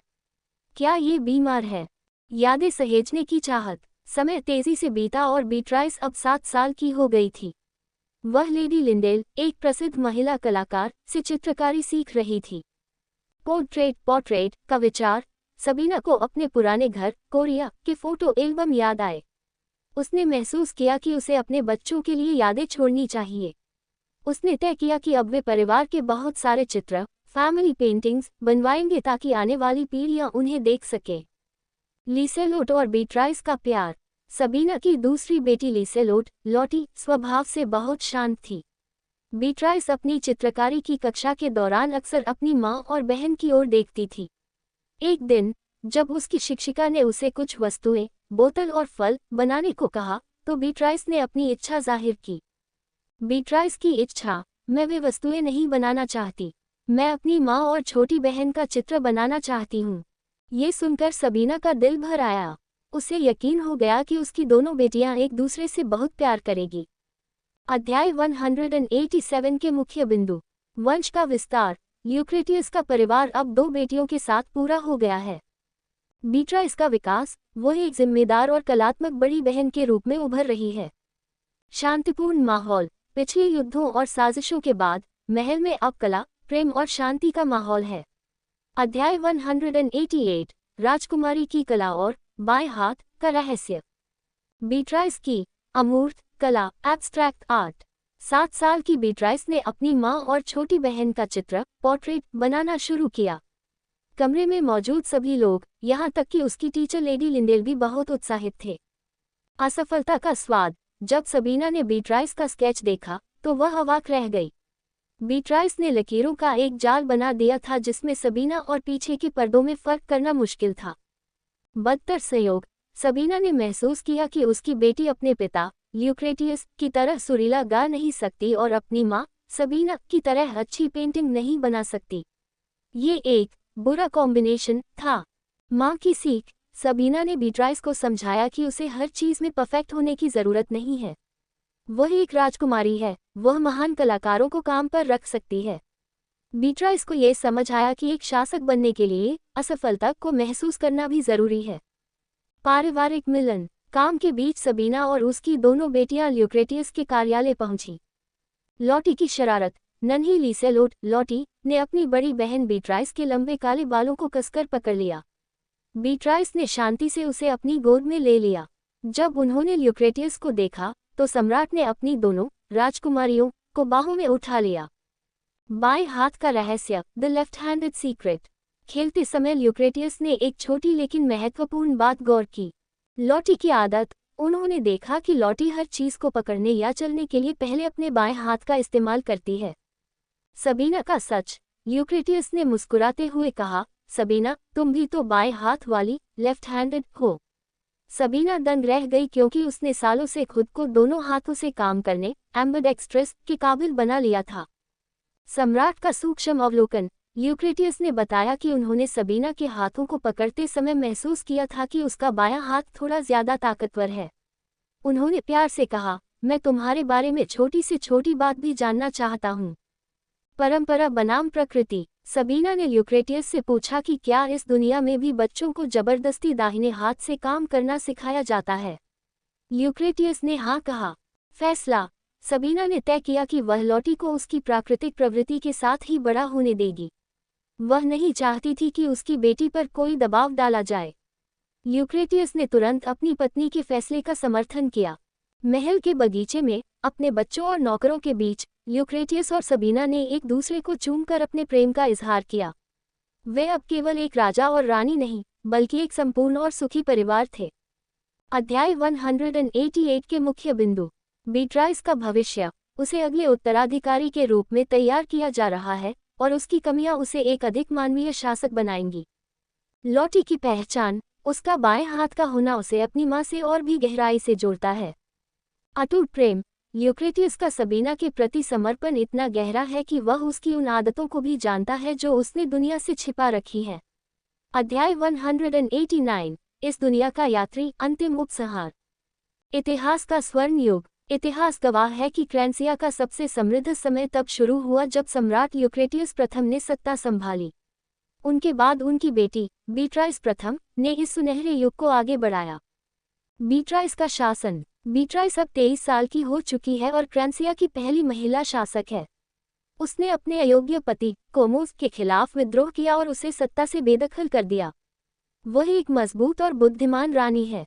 हालांकि वह अपनी मां सबीना के लिए महल में एक थिएटर बनवाना चाहती थी, लेकिन सबीना ने इसे पैसों की बर्बादी बताकर मना कर दिया क्योंकि वह नहीं चाहती थी कि उसकी बेटी पर कोई उंगली उठाए। एक गुप्त विदाई। सबीना और ल्यूक्रेटियस को रिटायर हुए 1 साल हो चुका था। एक खूबसूरत सुबह, सबीना ने अपनी बेटियों के लिए एक पत्र लिखा। ये पत्र क्रैंसियन भाषा में नहीं, बल्कि कोरिया में था, एक ऐसा गुप्त कोड जिसे इस दुनिया में केवल उनके परिवार के 4 सदस्य ही पढ़ सकते थे। पत्र का सार, प्रिय बीट्राइस और लॉटी, हमने 20 साल तक इस साम्राज्य के लिए कड़ी मेहनत की है। अब हम अपना बाकी जीवन बाइलेना में बिताना चाहते हैं। हम पर गुस्सा मत करना कि हमने सारा काम तुम पर छोड़ दिया। ढेर सारा प्यार मम्मी। त्याग और उपहार। सबीना ने अपनी सील वाली अंगूठी उतारकर मेज पर रख दी और अपनी दूसरी बेटी लिसेलोट, लॉटी के लिए डचेस ऑफ बाइलेना की उपाधि छोड़ दी। अनंत प्रेम। ल्यूक्रेटियस कमरे में दाखिल हुए। समय बीतने के बाद भी वे उतने ही सुंदर और सबीना के प्रति समर्पित थे। उन्होंने अपना सामान पैक कर लिया था। जिस अंगूठी से उन्होंने सबीना को प्रपोज किया था, उसे अब मेज पर छोड़ते हुए उन्हें कोई दुख नहीं था, क्योंकि अब उन्हें सबीना को खोने का डर नहीं था। उनका भरोसा अटूट था। सफर की शुरुआत। दोनों ने साधारण कपड़े पहने और सिर पर हुड डाल लिया ताकि कोई उन्हें पहचान न सके। वे महल से एक साधारण यात्री की तरह निकल पड़े। सबीना की इच्छा, वह इस दुनिया का समंदर देखना चाहती थी और रेगिस्तान की सैर करना चाहती थी। ल्यूक्रेटियस की इच्छा। जब सबीना ने उनसे पूछा कि वे क्या देखना चाहते हैं, तो ल्यूक्रेटियस ने धीरे से कहा, मैं तुम्हें पहली बार इस दुनिया का समंदर और रेगिस्तान देखते हुए देखना चाहता हूँ। सबीना की आंखों में खुशी के आंसू आ गए। वे एक दूसरे का हाथ थामे सूरज की रोशनी में महल के पीछे के दरवाजे से निकल गए। पीछे रह गया तो बस एक सील बंद पत्र और सुनहरी यादें। कहानी का निष्कर्ष। एम्प्रेस ऑफ अदरवर्स केवल एक दूसरी दुनिया में पहुंची लड़की की कहानी नहीं थी, बल्कि यह एक ऐसे प्रेम की गाथा थी जिसने एक क्रूर सम्राट को एक कोमल पिता और पति में बदल दिया। सबीना ने न केवल अपनी जान बचाई, बल्कि एक पूरे साम्राज्य की किस्मत बदल दी। समाप्त। मेरे विचार, इस कहानी का अंत बहुत ही संतोषजनक है। अक्सर कहानियां सत्ता मिलने पर खत्म होती हैं, लेकिन यहाँ लेखक ने दिखाया कि असली खुशी सत्ता में नहीं, बल्कि अपनों के साथ दुनिया देखने और शांति से जीने में है। कहानी अच्छी लगी तो लाइक करें और अगर सुझाव देना चाहते हैं तो कमेंट करके दे सकते हैं आगे वाली आप कहानी में क्या सुनना चाहेंगे। मिलते हैं अगली कहानी में, तब तक बाय।